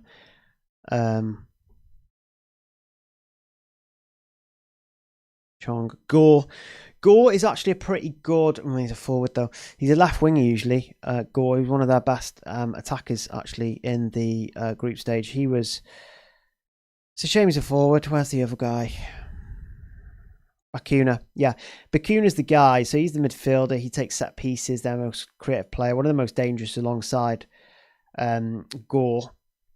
5.1 million is cheap. But when you compare him to Jamiro Montero of Cape Verde, I think there's a 0.5 difference there, really. So it would probably be the former that you go for there. I'm not saying anyone's going to go for them because it's just me, probably, stop moving, please. It's a bit slow. Chechia, I imagine there's not going to be too much to mention here. I mean, there are some very cheap punts there. Kufal at 3.6, Jurassic Park 3.9 million. Oh my God, Kovar. Can anyone remember Kovar from from UCL Fantasy this season. Yeah, James he is in poor form, but I do think he can be if he's on set piece and stuff like that. I do really like Japan going into this. I do really like Japan. We will get to Japan. I don't know if anyone, let me know in the chat if you remember Kovar or if you owned him in UCL Fantasy. He was a pain in the bum, to say the least. So Souček is 5.6 million. Provod, good player, 5.9 million. Patrick Schick, 7.3. That's expensive for Patrick Schick, I'd say. And I'm not keen on their chances either. Although, if you're going for differentials, that group of Mexico, South Korea, South Africa, and Czechia, obviously, could actually go there in terms of differentials. Ivory Coast, although it's now selected to Brazil for some reason. We're getting through the teams, aren't we, really? If you are new to the stream, guys, if you are new to the channel, again, this is Fantasy Football Scout. Not Fantasy Football Scout. Fantasy Football with Lewis. Hit the like button, hit the subscribe button if you are new around here. I really do appreciate anyone who subscribes now. And I hope you like the new graphics as well. So in terms of Ivory Coast, look, I'm a sucker for an African team. And I like their group as well, I do like their group. Ecuador, Curacao, Germany. That Germany squad is not looking fantastic, is it? It's not looking brilliant. I mean, it would be if they were all in form, but okay, so yeah, focusing on Adue, the fullback is 3.9 million. I do like him. Conan, 4 million. A bit more expensive there.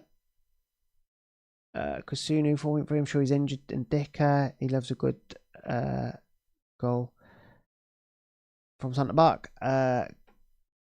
Gassand is a forward. He is 5.3 million.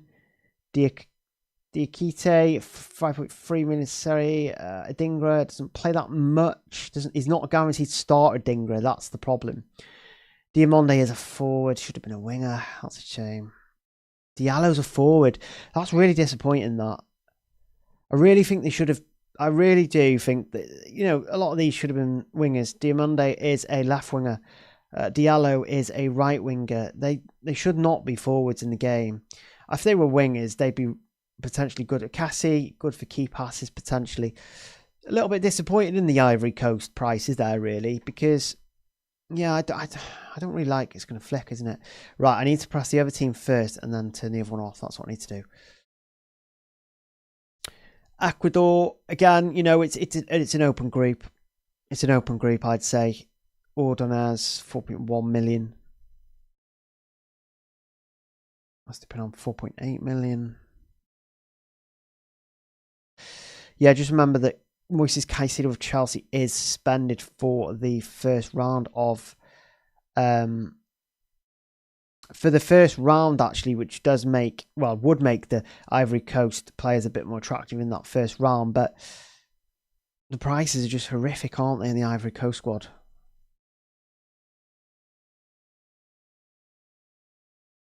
No, I've done it again. Ugh. Egypt. We're getting close to England and France and Germany. Oh, there's some tasty ones there, isn't there? Okay, so Egypt is the obvious names. Ibrahim at 3.5 million. That is very cheap, that, actually. Haney, 3.6. Hang on. Yeah, the Egypt group is quite good.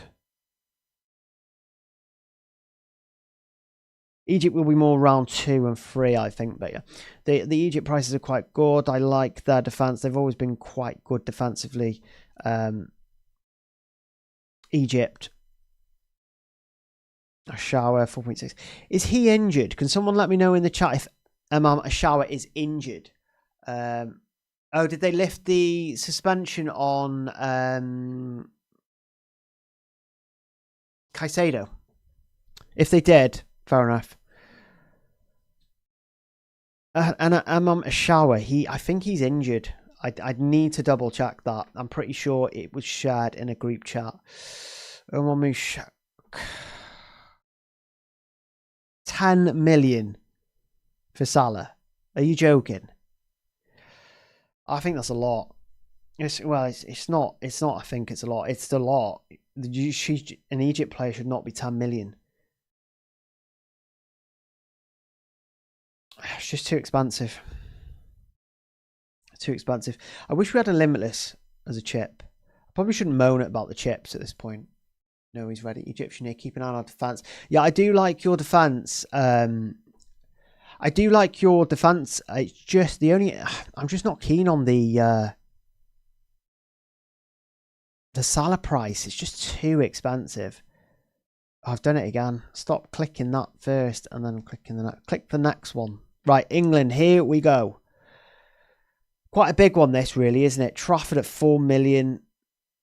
Not going to play. Burn at 4. Not going to play. Right. Ooh. They are cheap. They are very, very cheap. O'Reilly at 4.7 million. You've got Pickford at 4.8. Okay, you're not going to touch the centre backs. O'Reilly at 4.7 is extremely cheap. Madueke is a forward. I don't know what the point in that is. Anderson at 6.5. Gordon at 7. Rice at 7. Rashford midfielder. Jesus. Not very consistent, are they? Watkins. Eze at 8. Bellingham at 8.3. Saka at 9. That's pricey. Yeah, you're going to expect these prices though with England, aren't you? Look, I really think that Kane at 10.5 is very, very good. Croatia's not easy though. Croatia's not easy. I think you could easily start without Kane. I think you're probably going to want at least one of their defenders though, because England are I just think their prices are very cheap. I just think the England prices are the defensive prices. Let's just take a look at them again. I think O'Reilly at 4.7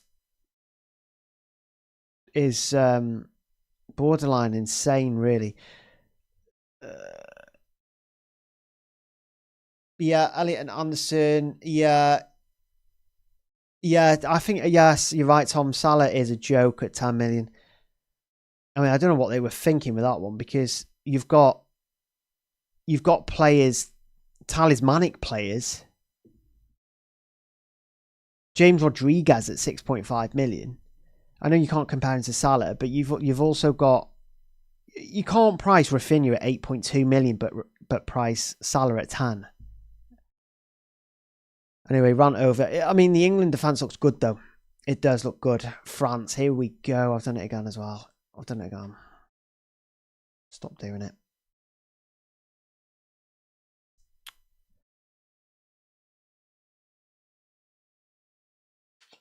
So, there's quite a few prices there, highlighted prices.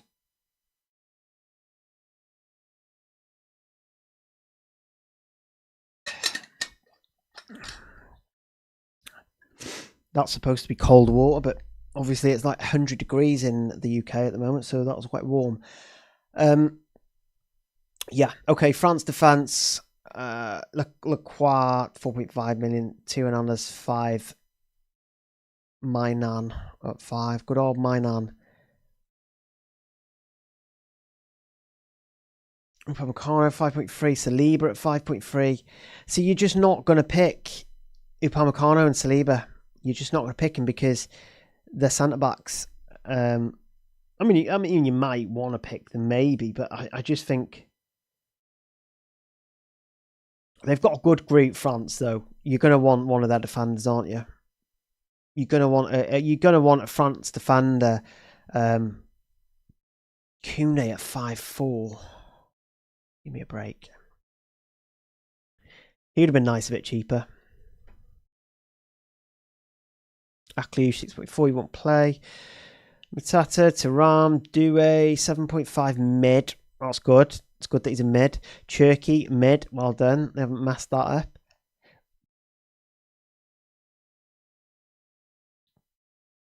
Ooh, Elise. Ooh, Dembele's a mid.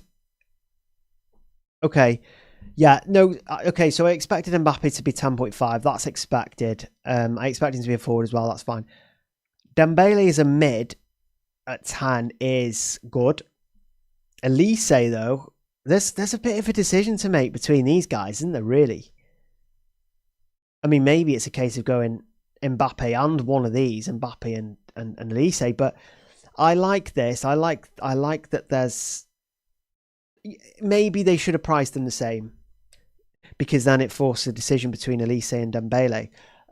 But I like that I think it's a tough decision between them, because Dembele is very good. Elise is amazing. He's been fantastic for France. He's been fantastic for Bayern. But there is a decision now to make, I think. Doué also, if he's starting. I think the rest of them are a bit dodgy, though, in terms of minutes. You know, the likes of Barcola, like even Cherki, Doué. I don't know how nailed these guys are. You'd expect these three to start every single match. And it's a good group. Senegal, Iraq, Norway. You know, Norway are a good side. Senegal are all right. But defensively, I think they could collapse to France. I mean, let's face it, France are utterly... That attack is utterly ridiculous, isn't it? Like, it's just fantastic. So, it's interesting. I think you can avoid the England... I think you could avoid the England attack for that first match against Croatia.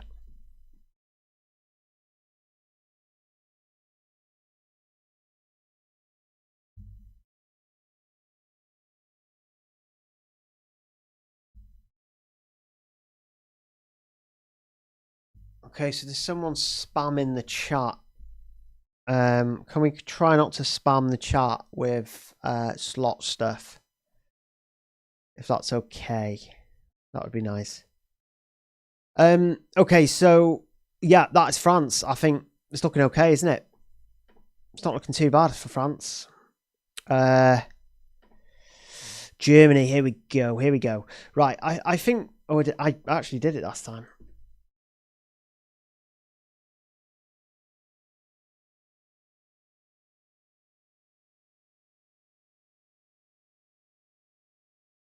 God, it's so hot in this room. So hot everywhere. It's not just hot in this room. It's so hot everywhere, right? Okay, so basically, yeah. So again, if you are not yet subscribed, if you are new to the channel, hit that subscribe button. They will have a stupid question. If I can confirm my team now, I can do transfers. Yeah, you can make unlimited transfers right up until the deadline. Okay, so in terms of the German team, another heavyweight, really. Well, we say that, but are they a massive heavyweight? Defense is more expensive.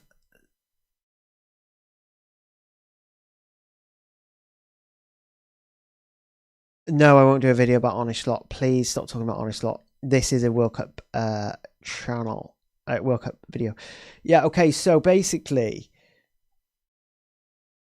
the Germany group, I think, is fairly good for them.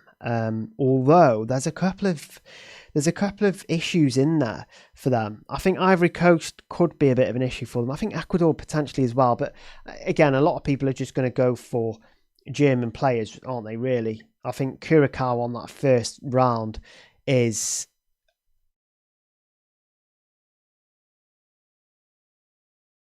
We'll come to Portugal soon. We're just going to get through these teams. They're quite expensive. The defense, Kimmich defender, 5.5. That's expensive, especially when you look at the England players.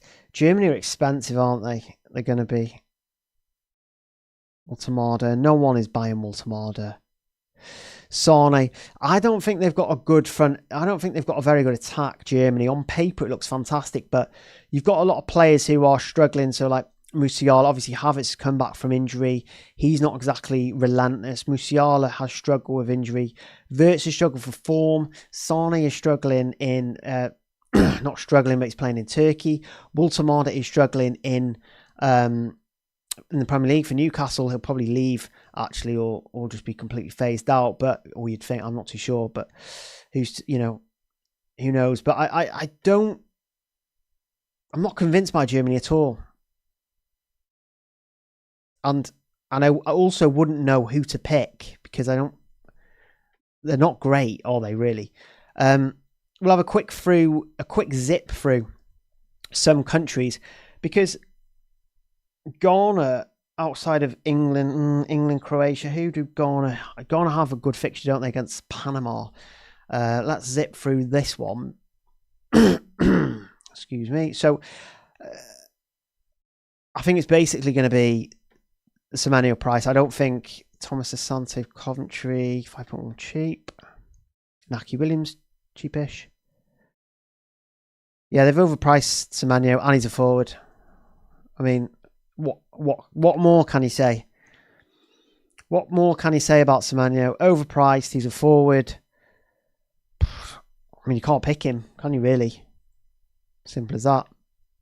I'm skipping Haiti, by the way. Apologies for Haiti. I'm also going to skip Iran because I think a lot of their players are struggling. I just want to have a quick look at Iraq because I do like. Obviously, the defense is cheap.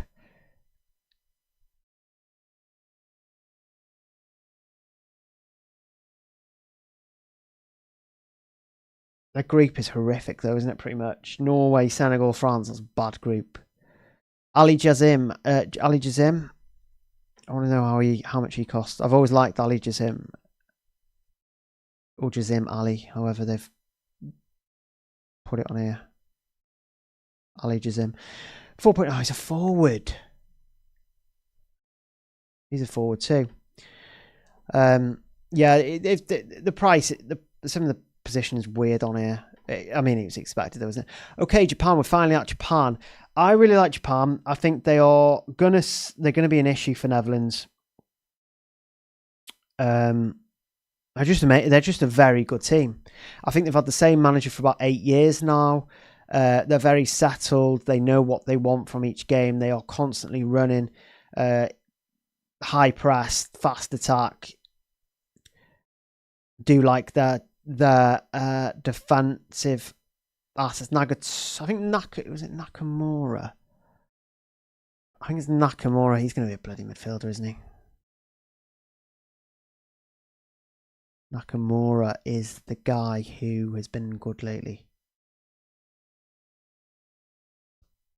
He's a midfielder.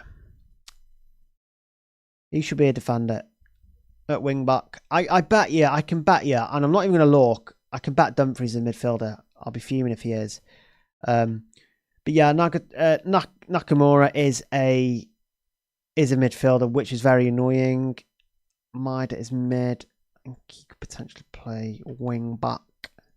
Tanaka Doan, Nakamura, that's annoying. Kamada is cheap. Ando, 6 million, sorry. Ueda is the main man, isn't he? 7 million. Pans.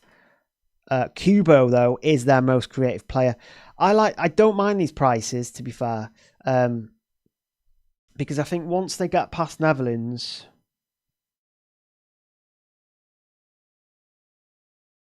they should have made him a bit cheaper, I think. I think Kubo should have been 6.5, or I would have put Kubo at 6. I would have put Ueda at 6 because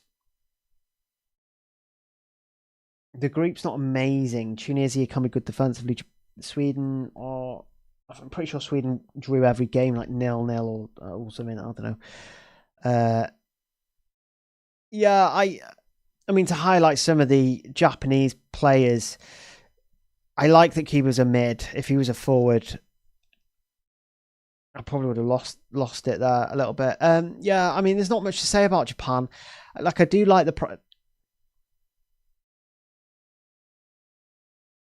they're okay. They're okay. I'm going to skip Jordan. I'm going to go straight to Korea there.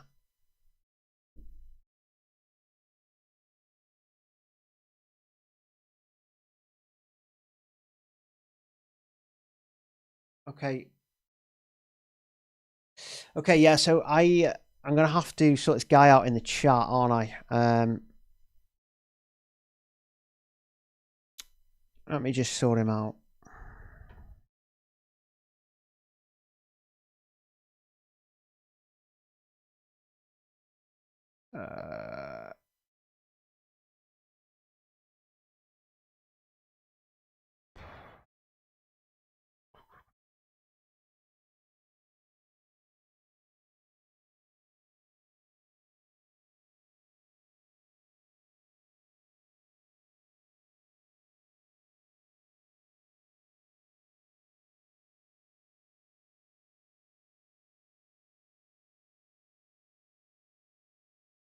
Yeah, so his I'm hoping that he can't. I'm hoping he can't talk about slot anymore. I've never had to actually remove someone. Have we got any regular viewers in the chat who wants to be a moderator? You could do that if they want. Just let me know in the chat if you want to do that, and then we can crack on. Then, can't we? We can crack on. So if there's any regulars who want to be a moderator, I can set that now. Just let me know. So we'll just go back. I think I've got rid of him now anyway. I think he's gone. He could just, I don't know. I think he's gone. Let's just hope he's gone. Let's just hope he's gone. Anyway, back to lost my trail of thought a little bit there.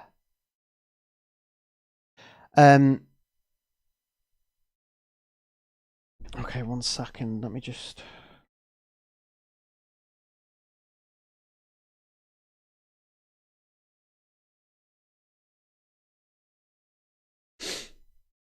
Happy to mod. Yeah, if you can, Tom, if that's okay. Usually we don't really get stuff like this. So if we just add you as a moderator, let's do that.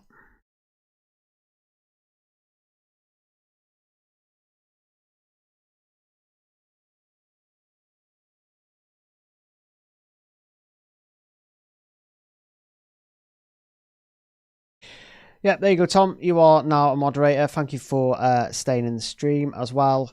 Kieran, I'll make you a moderator as well, if that's okay, mate. Well, actually, no, I won't force moderation upon anyone. If there's regular watchers in the stream or the usual UCL stuff, or anyone that I know, you can be a moderator. That would be handy. Hopefully, we don't have any more slot chat in the stream again. I can't believe people actually do that. Must be annoying repeating the same thing. I do that in somewhat though sometimes, don't I? Yeah, so in terms of Korea, Korea actually have a very good group. I really like the Korea group. They're a good unit as well, very good side. They haven't been as consistent as they would have liked to have been, I think, but they've got a very good group. I think Czechia aren't that good. I don't think South Korea.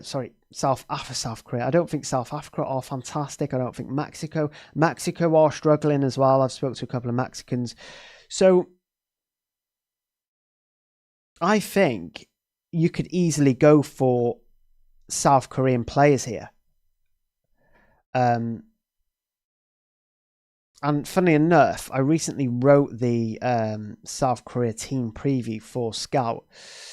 Young Woo is actually the most attacking defender that they've got. So I'm glad he's a defender, not that he put him as a forward or something. But yeah, Young Woo, Sol Young Woo, I think it is, isn't it? Is their most attacking defender. He's been good as of late as well. Most attacking, because I think a lot of people would naturally go for Kim Min-jae of Bayern, but again, we're not really looking at. We're looking less so at you know, centre backs this time, aren't we? You know, it's more of a case of, see, look, he's 5 million. When you look at, and then you look at someone like, there's so many Su Woos and Woo Hoos. Sol Young Woo. You know, he's only. I've lost him again now. Oh, I've lost him again. Where is he? I'm probably looking at him. Oh God. Anyway, he's cheaper. That was my point. He's cheaper. Sol Young Woo. Okay, so we're going into the attacks. Hwang In-boom. He's more of a minutes man. Hwang In-boom for South Korea. Hwang Hee-chan, less effective. Not many minutes during qualifying. Lee Kang-in, very, very creative, by the way. He's also been quite active, more so recently in terms of output. Obviously, Sung Ho Min is the main man. He's the talent. See, that is a fairly okay price. Like Salah at 10 is, and then you look at Sung, and then you look at Son, who's on pans. Oh, he's a forward. Okay. That's less good. It's still good. It's still pretty good though, because you look at their group and South Korea, they're probably going to score against all of these teams. I see him scoring against Czechia, South Africa, and Mexico. He's on pans. So yes, it would be nice if he was a mid. Lee Kang-in at 6.1 is good though. He's going to be, I don't know if you can see this. Yeah, he's only 1.2 selected. Where I bet Son is a lot higher. Okay, no. 2%. Okay. You'd expect that to increase though, I think. Yeah, so that is Korea. I like a couple of their prices, to be honest. Young Soo-ho. I've lost it at this point. Well, I'm gonna find him again. Where is he? Where's the fullback? There he is. Sol Young Woo. 0% selected. I think he's going to be good at 4.2 million for the whole group. I do like him. Anyway, moving on. Kang In Lee as well. Really like him. Mexico. I did just a little brief match report on their 2-0 win against Ghana. They played quite a lot of their strongest players in that.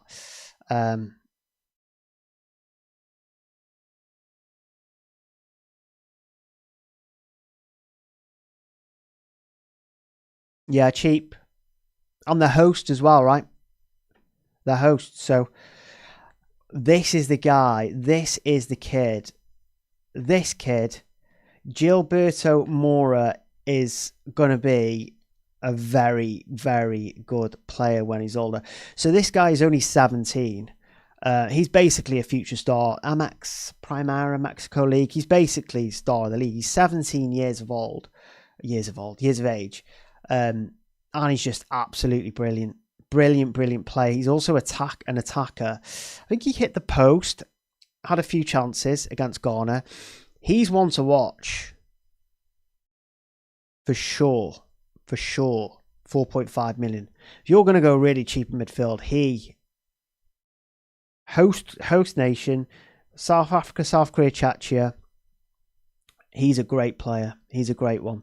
Vargas at 4.7, and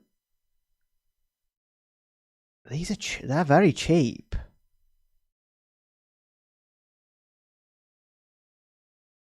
Wow. 5.3 million forward. How many players have they got? About a million.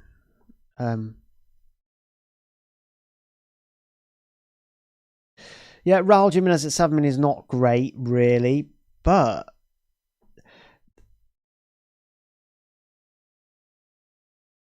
I do. Oh, what are you doing? Average I've made.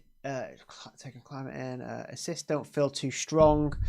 What are your thoughts on wild card? Use in actually free free could be good. Young Sung Ho think it's quite a tough group to predict, but we can see Mexico winning. I'm not convinced on Mexico. We like the ownership boost. Yeah, ownership boost is really, really good. These Mexico players are very cheap, though, outside of Raul, who's 7 million, which I don't think is great.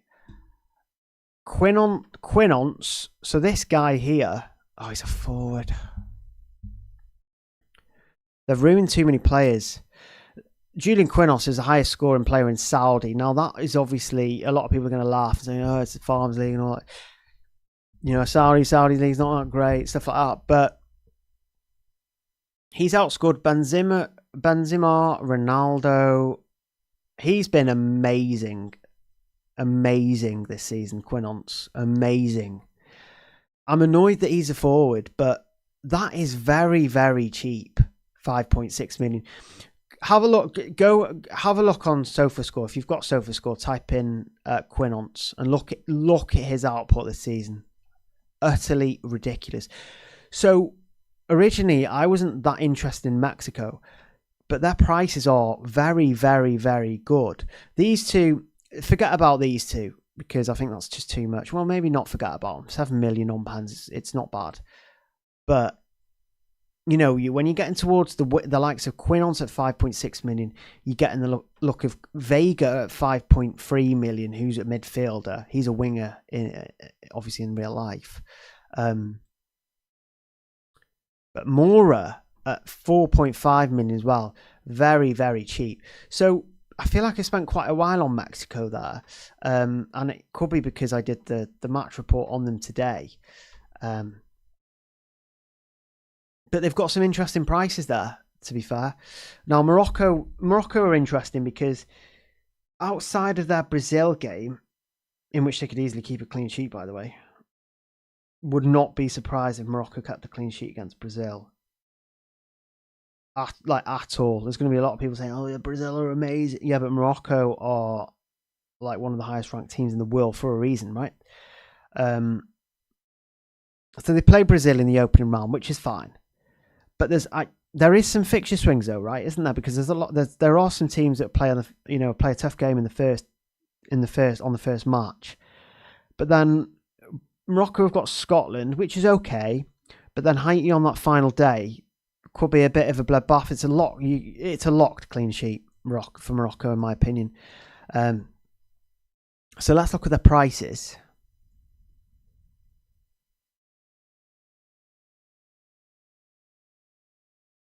Nothing's caught my eye as of yet. Salah Dean.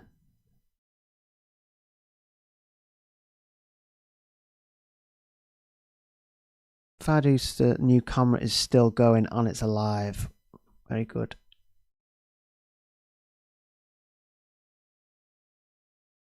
Boufal.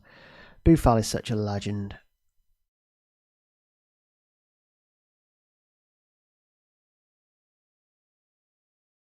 What the hell is going on? Have I missed something completely here?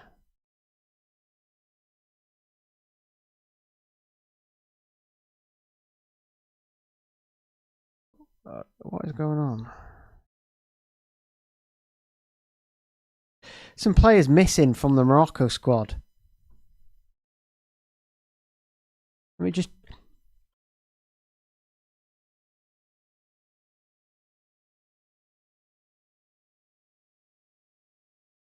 Oh, for God's sake, what's going on? Saibari. Where's Diaz?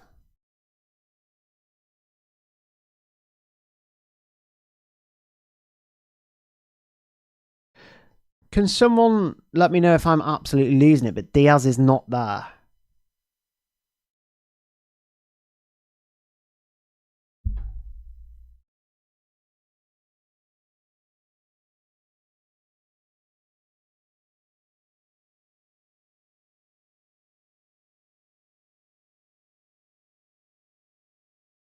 Where is Brahim Diaz?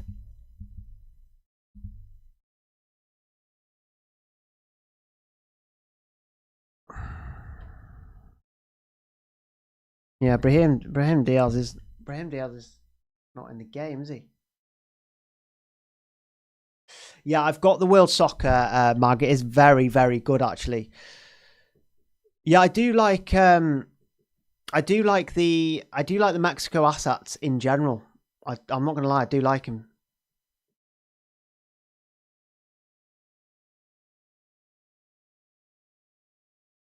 Yeah, I can't find him as Brahim either.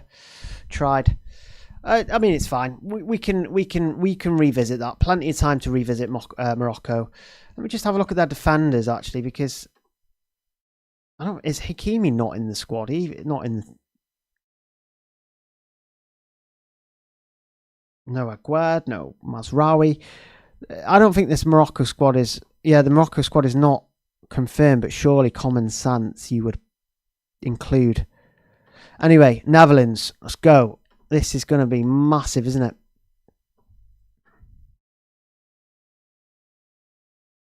Oof, here we go. Yeah, not a non-starters priced lowly there. Verbruggen 4.7, Flacken 4.7, cheap goalkeepers-ish. I just take a look at Netherlands because I'm a little bit concerned about their group. Yeah. That first game against Japan is not going to be easy. Like, a lot of people are going to see that and go, "Oh yeah, it's Japan. I'm going to pick a load of Netherlands players." I don't think I'll be picking any against Japan. Like, Japan might win. Like, there's a good chance they win that. Let's have a look. So, Van der Ven 5.1, Van Dijk 5.5, Dumfries is... Ooh. Yeah, okay. Dumfries is the defender, which is fantastic. He's expensive though, isn't he? Right? He's expensive for a defender.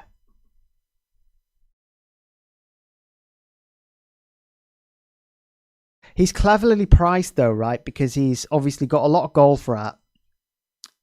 Like, there's a genuine chance he scores, and it's 7 points straight away. What's his ownership? Jesus Christ, look at that ownership. Can you see that? 33% already. Wow.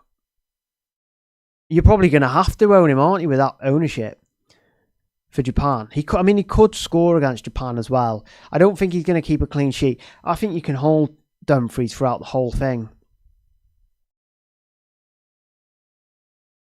Yeah, he's going to be a lock for so many people. I love Dumfries. Coop miners. Now, with Coop miners, he could... So, let me just... Because I was talking to a Dutch fan the other day on Coop miners, right?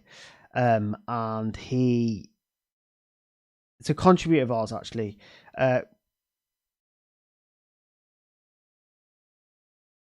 Yeah, no, he's not too sure he'll play. I just can't wait to get to the pay. Cannot wait to see his price, the fantasy goat's price. Yeah, we're going to see Marlin as well. Xavi Simons is going to miss the World Cup. Reinders 6.5 is okay.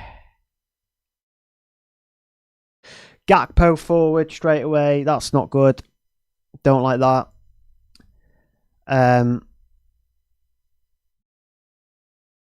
Hang on, where's... Marlin. Ooh, Marlin 6.1 is quite good. Hang on, where's Goat? Where is Goat? Have we not got the Pies price? Oh, what? No, we haven't. Yeah, Hungary aren't in the World Cup.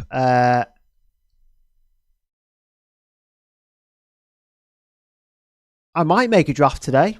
I'll have a bash it. I haven't got my notes and stuff in front of me. Maybe that could be a separate video, though. I think we'll probably go for a separate video. Maybe we'll have a look at the draft. I'll have a look first. Yeah, I think, look, the highlight there is obviously Dumfries, but it's annoying to not see the pay price.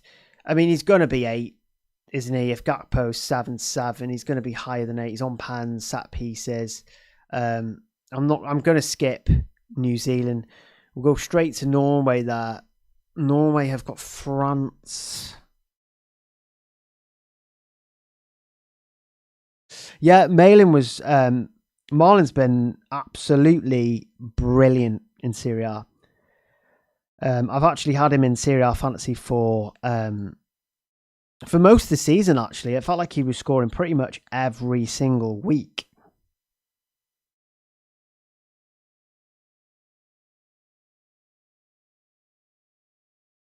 Yeah, it felt like he was scoring every single week. So Norway, yeah, I was looking at Norway, wasn't I? I do like their group outside of France. I'd love to see, the fixtures, the kind of path that they take in terms of rounds 1 to 3. Where we are.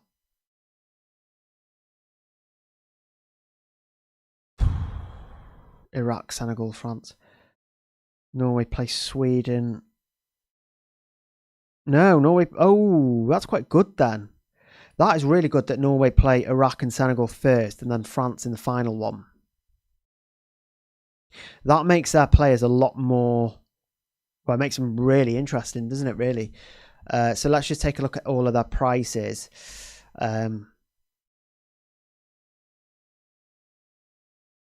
Defense is cheap. This is good. Ryerson at 4.2 million. Cheap. Bob, 5.1.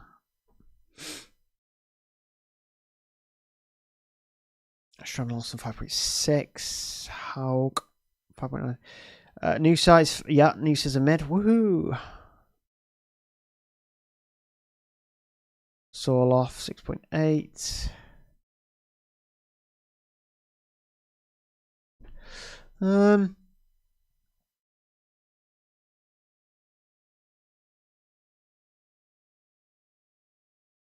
Look, I don't think Odegaard is a bad price. It's not brilliant. I think 7 million would have been fine, but because of the chances created and the assist potential he's got with Haaland in front of him, I do think that Odegaard, and also the 2 good matches that they've got ahead of him, right? Because they're not playing France until round 3, which I think is where a lot of people are going to use their chip. So I don't think Odegaard's a bad asset.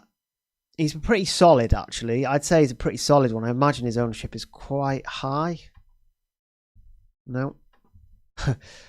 Haaland at 10.5. Again, I think that's quite fair because the fixtures, because he's Haaland, Pens, and Iraq is a first good fixture. Ownership is 30%. Dumfries is more owned than Haaland. Who'd have thought it? Who'd have thought that? We're going to skip past Panama. I'm going to have a brief look at Paraguay, actually, because I was reading up on Paraguay the other day. So they've got a good group as well. Paraguay, USA are just not looking fantastic at all. I know they're hosts, but they have got a good group. Ideally, you would want Paraguay and Turkey on the final round, but for Turkey, it's a good fixture. Maybe I don't know actually.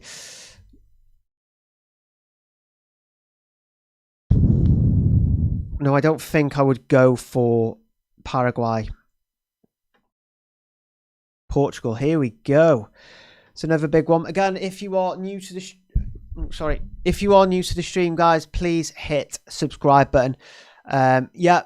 Thank you on the 1K subs. The next target is 2K subs. So again, if you are new to the stream, you're new to my channel, you're new to content, please hit the subscribe button. Will be really appreciated. That feels really close again, doesn't it?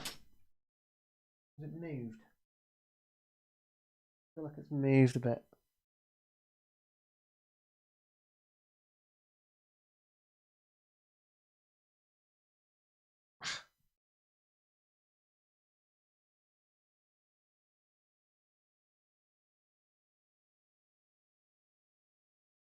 It's gonna go, isn't it? It's gonna go that. Just going to go that eventually, I think. Okay, so Dumfries. Yeah, Dumfries could be an auto pick, that's for sure. Is wildcard a free hit? Wildcard could be a free hit. I think wildcard might be a free hit this week. Sorry, in this tournament. I'm Iraqi, but I will buy 2 Norway players.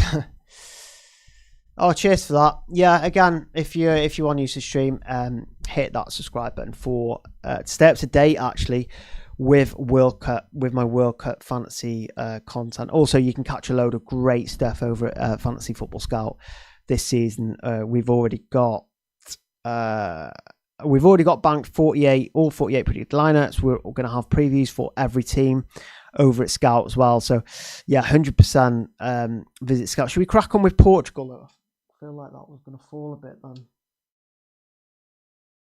Nope. We'll see, won't we? Yeah, so basically Portugal now, this is where things get a little bit interesting, because in terms of Portugal's group,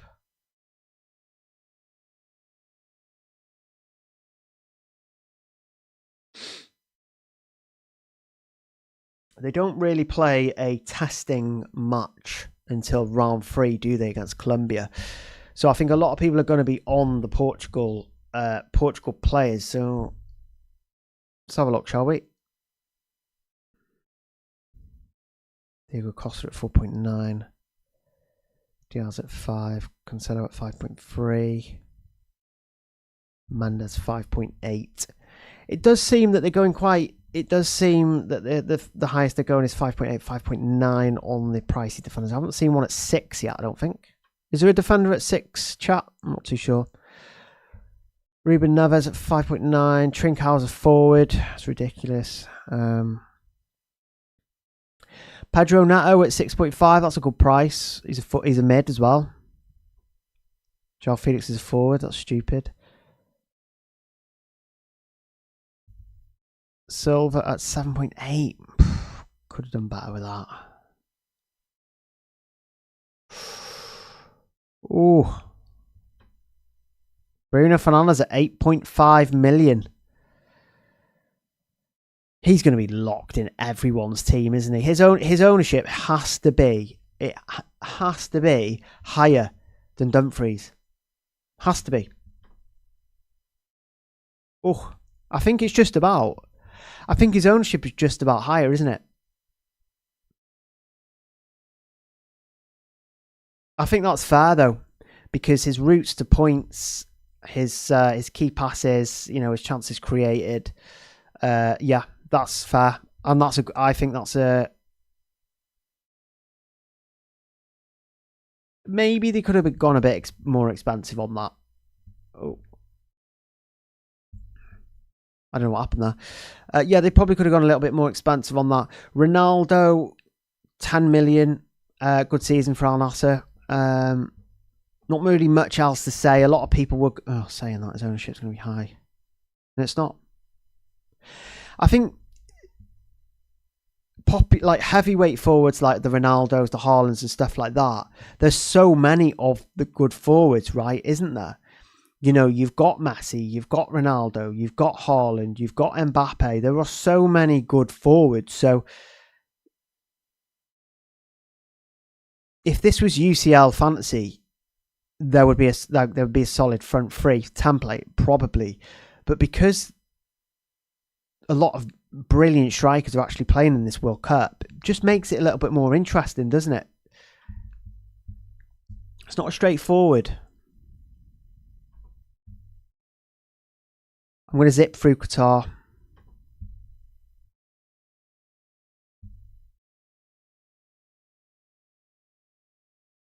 Their group's not great, is it? I don't think. No. Saudi Arabia. I'm going to have a look at Saudi Arabia because I do like Salem Al-Dasawi.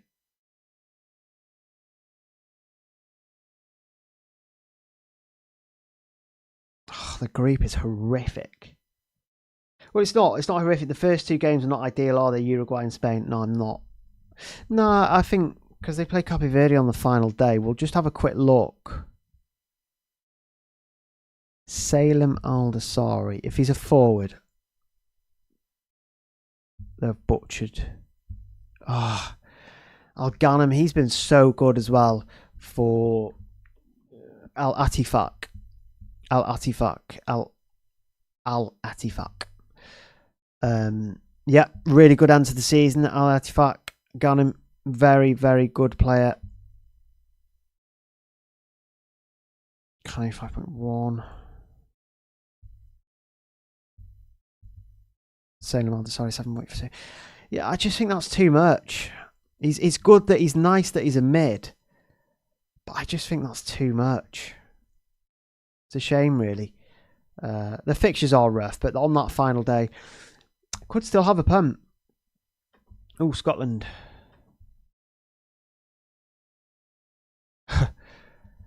I don't know how long has this stream been going on for?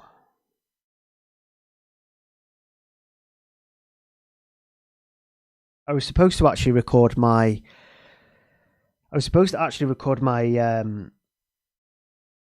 UCL fantasy plans tonight. Obviously that didn't work out, did it? Because the game launched. Scotland, Haiti on the first day. See, this is it, isn't it? It's that first Haiti match. It's looking like wild card, round 2 wild card versus round 3 wild card. That's what it's going to look like. Yeah. Sorry, chat. Sorry. Fullbacks will start for Portugal, though. There are 6 in the squad. Probably Mendes, Cancelo.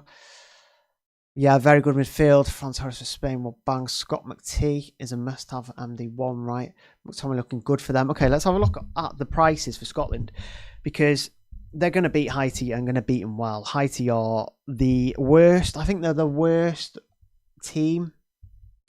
I'm pretty sure they lost like 6-1 to Australia recently, who were also bad, who were also a World Cup team.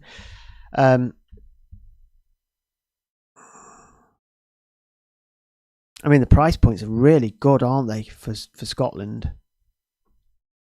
in defence? Lewis Ferguson, Gannon Doak, he's a punt. Gannon Doak, Lewis Ferguson, Bologna. Ferguson did well at Bologna.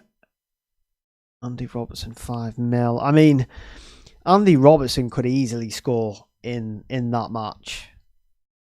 In fact, I would go as far as saying Robertson might actually be one of the best defender options for that first day, and I'm surprised he's only 6.3% owned, because that is a clean sheet. Like, personally, I think that's a clean sheet, and then he's got a very, very good chance of getting an attacking return. I would put Robertson as a top 3 defender for round 1. 100%. Begin at 6. That's good. McTominay at 6.5. Triple Scotland, lads, I think, in round 1. Triple Scotland, lads, I think. Look, I just think that. I think one of the biggest arguments for a round 2 wild card is Scotland, isn't it? Already that is clear, because if you're not wild carding in, you can still use transfers, but you can go all out on Scotland. Like, you're not going to want triple Scotland. Let's have a look.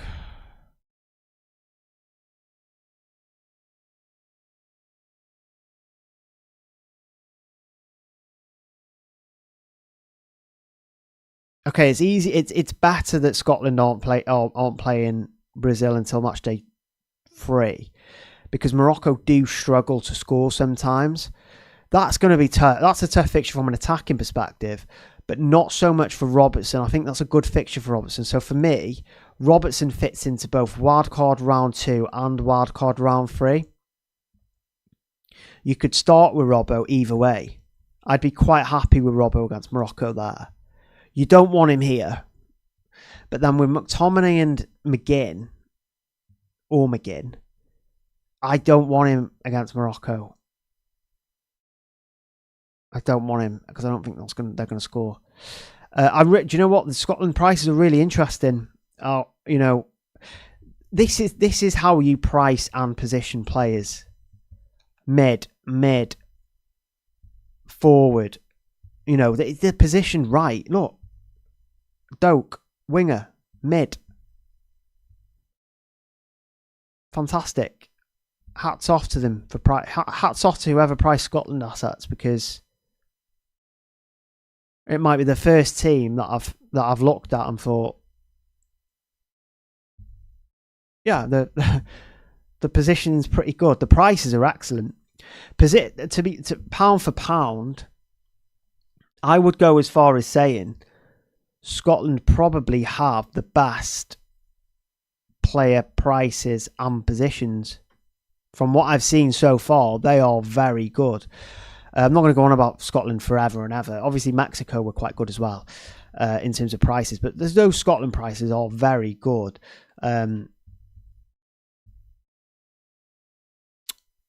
Any question? Anything in the chat? Scotland will probably draw. Harry suitable at header, yeah.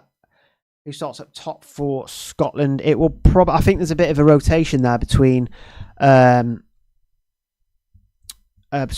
Dykes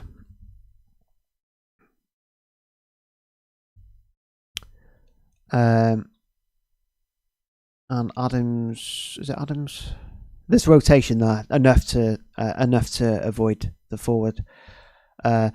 Senegal. Look, you're not going to pick him against France at all, but I don't know if you guys are seeing this. No, you can't really. Oh yeah, no, you can't. They play France, Norway, then Iraq. Not ideal.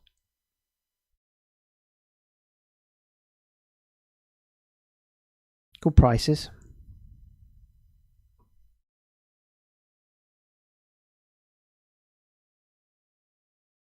That is made us off as 5.6. No. I'm going to say.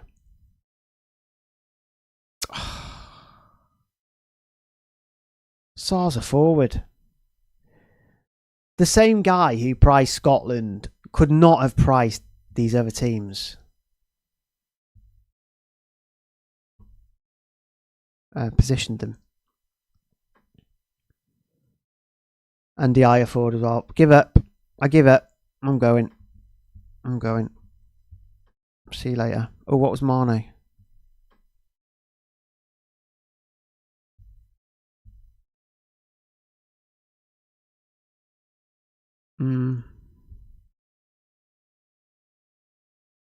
Mane pans. It's okay, isn't it? It's not bad. It's not bad, that, to be fair. I don't mind Mane at 7.6. I mean, he's on pans after France. You've got Norway who concede goals, and then is it Iraq? Yeah. He would probably go into my because let's be honest, Senegal aren't going to have qualified by the time they get to round 3. So they'll go full strength because of France. They'll lose to France. Might draw this. Big game, this. Mane. That's a Mane game. I tell you what, if I'm wildcarding in Matchday 3, round 3, I'm probably having Mane. Surprised they're mid. Surprised Mane's a mid and not a goalkeeper.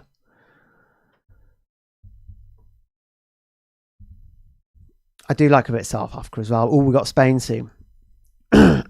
Excuse me.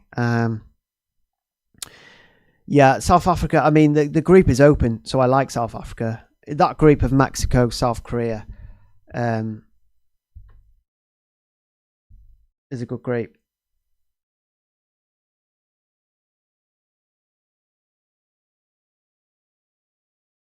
Macarena, 4. Hang on. Bloody hell, these are...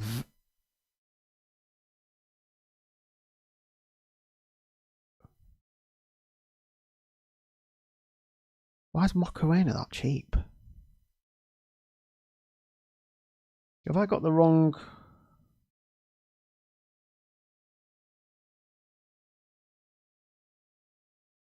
Yeah, that's the right Macarena.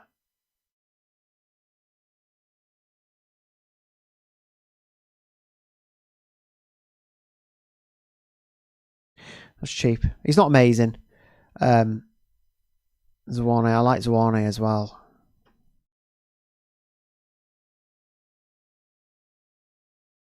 $4.3. That's very cheap as well. I'm aware that Apollos, they've ruined him. Apollos was one of their best wingers, basically. He is one of their best wingers, and they've ruined him by putting him as a forward.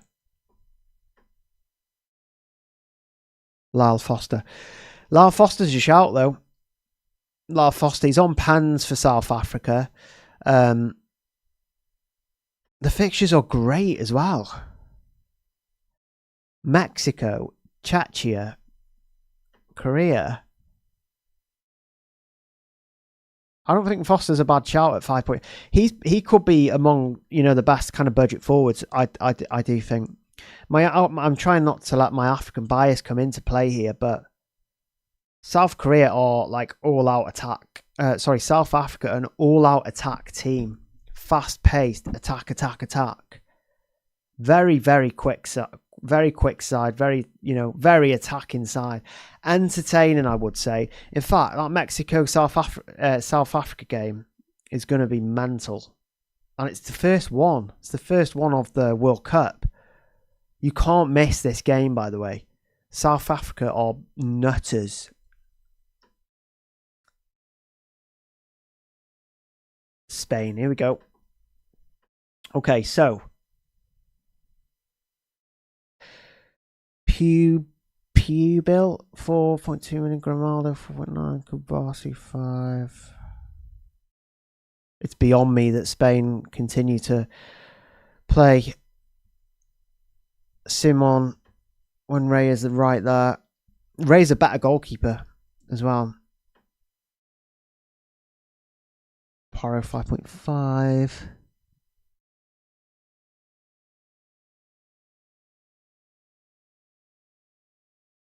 Gavi 6.5. Don't mind that. Ooh, almost a mid. Torres 7.8. It's decent.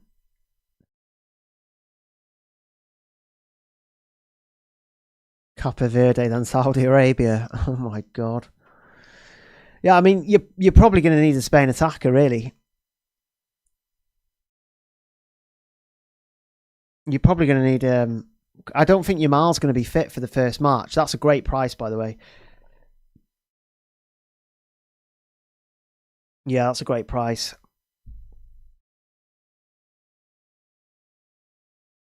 And he's a mid as well.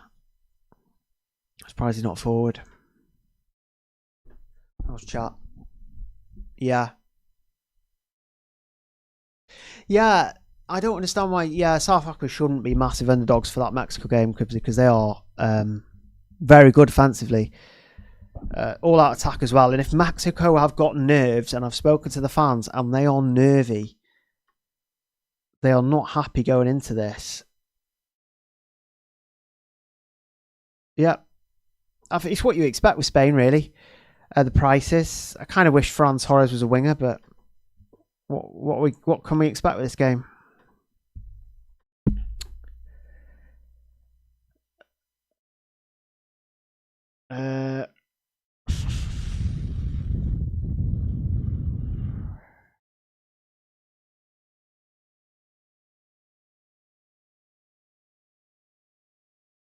Sorry guys, just catching up again. Just a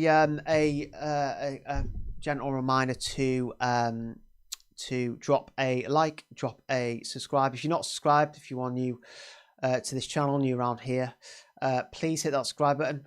Looking to chase down 2K subs. So Sweden. They've not got a bad group, have they, really, Sweden? I know Tunisia... See, round 1 is a good defensive fixture for Sweden because Tunisia do struggle to score goals, but then it's Netherlands, Japan. So if you were wild carding in round 2, Sweden assets are probably good. More so defence.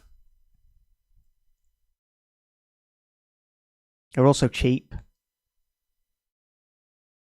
Svensson at 4.5.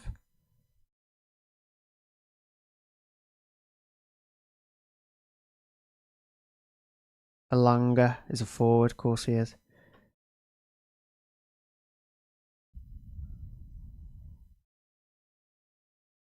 Yeah. They're quite average, aren't they, the Sweden prices? It's kind of what you'd expect there, really. Nothing massively standing out to me there. Switzerland are in a group with Qatar, Bosnia and Canada.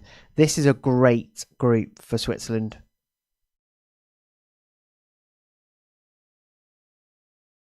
Rodriguez 4.5. Kobal at 4.7. Kobal's a good shout, you know, for the whole way through. Good keeper option. Okafor forward. Xhaka mid. Do you know what? I do like Xhaka. 6.2 million. He's obviously very good in terms of chances created.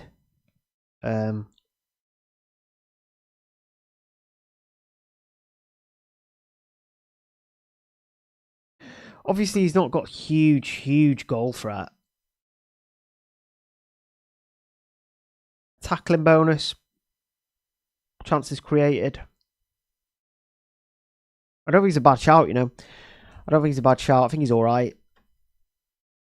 Andoy, Vargas 6.8 and Bolo 7.5. Yeah, alright prices then for Switzerland. And they've got a good group as well, to be fair. So I think again, you need to be looking at which chip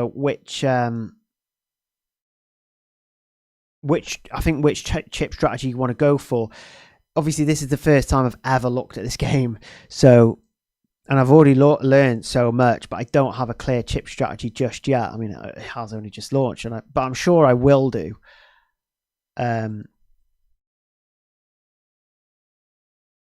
Tunisia. I just want to have a quick look at Tunisia because not bad from a defensive perspective, and also they have a penalty taking defender, Ali Abdi. So, guys, this guy... Oh, you can't see him. You can't see him. This guy here, Ali Abdi, is a pen-taking defender, right? So, if you want a defender, and the fixtures aren't bad, Tunisia on the first, Sweden on the first round, who just barely score. Japan might be tough. Netherlands might be tough. But I think the fact that he takes penalties, Ali Abdi, I really like him. I really like Ali Abdi. Again, trying not to let my African bias come in, but a pen-taking defender at 4.1 million. Like, just put him in. You know what I mean? And then if he does nothing, take him out. Oh, hang on. Didn't look at the rest of Tunisia. I think there's quite a lot of rotation. Mastori at 4.2 million. That is so cheap. He was a main forward in the AFCON. Achori's 4.8 million. Right, I think there's some bargains here, guys. I think there's some bargains here. Defense, that's fine. That's good. Yeah, looking defense, but I think there's a bit of rotation in between the sticks as well. Ali Abdi, a 4.1 taking penalty taker, and then you've got Mastori, their main forward, at 4.2 million. You've then got You've got Tanakti was good, but you've then also got a Chori who was good enough, got at 4.8 million. Yep, some bargains there. I'm not gonna stay on that forever and ever and ever, but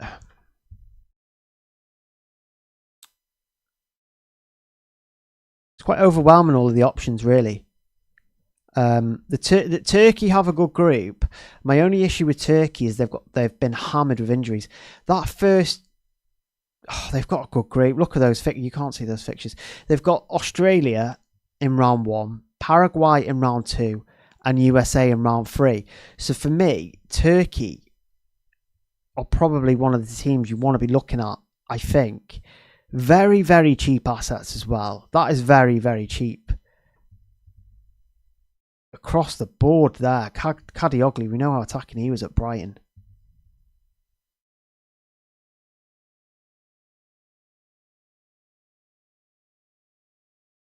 Jesus, what's going on? Nope. Uzun. 5 point. Uzun. He could start actually. There's a bit of injury doubt around Aktakoglu and Yildiz, I think. Yildiz is a great price. I'm so glad he's a midfielder. Gula, 7 million. That is fantastic. Do you know what?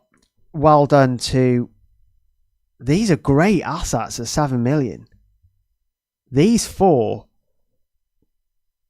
Okay, Aktakoglu is 4. These 3 here are fantastic options, all of them. You can't rule out these guys. Yildiz, Gula, Kalanoglu. You also got Azun, just in case one of these are ruled out of the first round. I would have a Turkey player in my team, and I half expected Yildiz to be a forward. Maybe not so much Gula, but maybe all 3. Not Kalanoglu, but maybe these 2 I expected to be a forward. So for these not to be a forward, to them to be priced at 7 million with the fixtures they've got, Australia, Paraguay, USA, they're great fixtures, then. Great fixtures. Yeah, Turkey should be on your minds. You should have a Turkey player in your team. Yeah, there's quite a lot of issues around USA at the moment. They're not completely happy with... I mean, it's a good group for them. They are hosts. Robertson at 5, that's expensive for him. Weston McKennie, 6.1. That's quite good. I think that's quite a good price, that. I also like Pulisic as well at 7 million. They're really good prices, these. We're coming into some good prices now. So USA, really like. Turkey prices, I really like.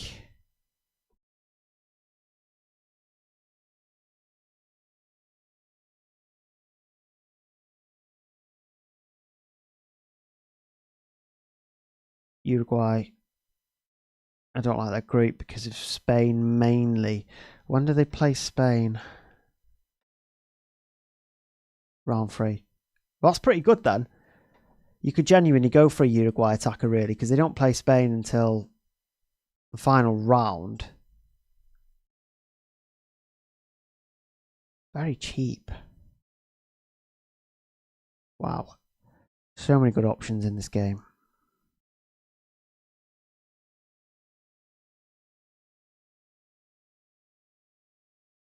Nunes 7.5. Darascater 6.5 million.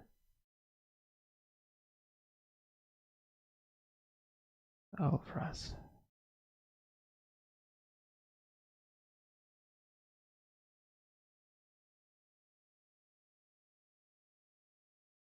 Palastri 5.2.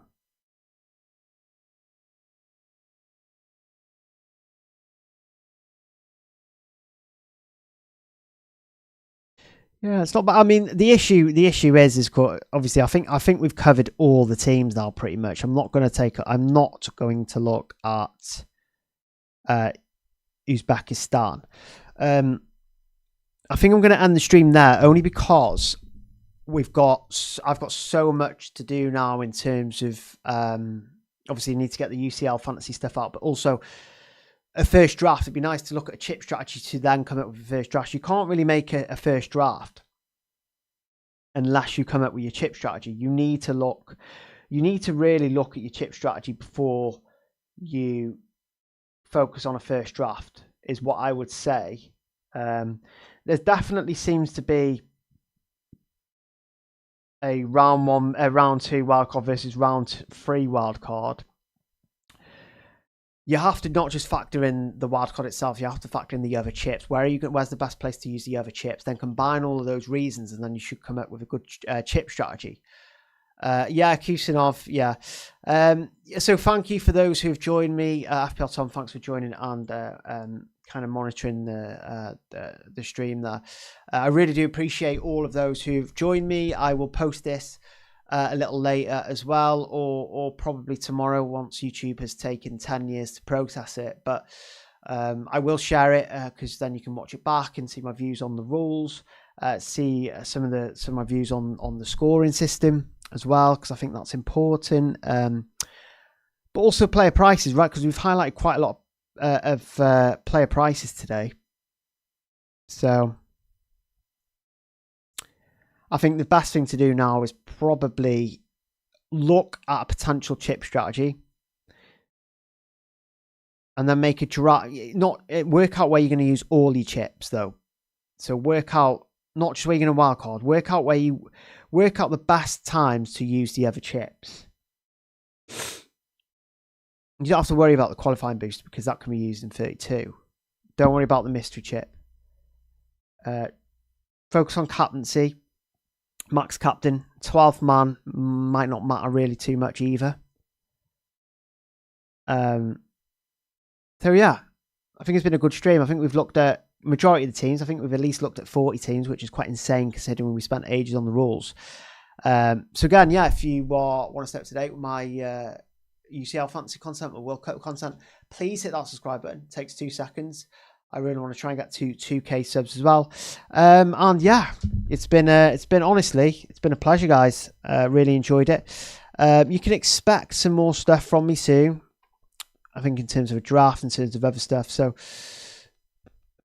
yeah, thanks for joining me, guys. It's been, look at the stream time, nearly 3 hours. Wow, nearly 3 hours. Crazy. I will be back with a UCL fantasy video. I will also be hosting a live stream ahead of the Champions League final on Saturday. Potentially, I'm not quite sure yet. I need to check with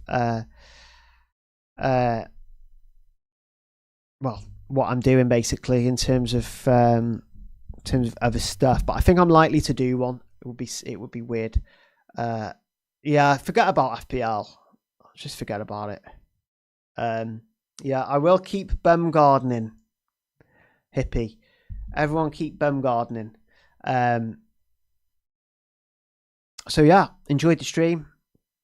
I've got a sore throat now. Probably need to look at the I feel like I'm clear on the rules though. I feel like I'm very clear on the rules. I don't really need to look at the rules again. Pretty sure on them. Chip strategy again will determine the draft. So we could have a draft for a game week 2 wildcard versus a draft for a game week 3 wildcard, because they'll look very different, right? But anyway, I'll be back soon. Hope you enjoyed the stream. Hit subscribe if you haven't subscribed yet. What you're playing at. And I'll see you guys again soon.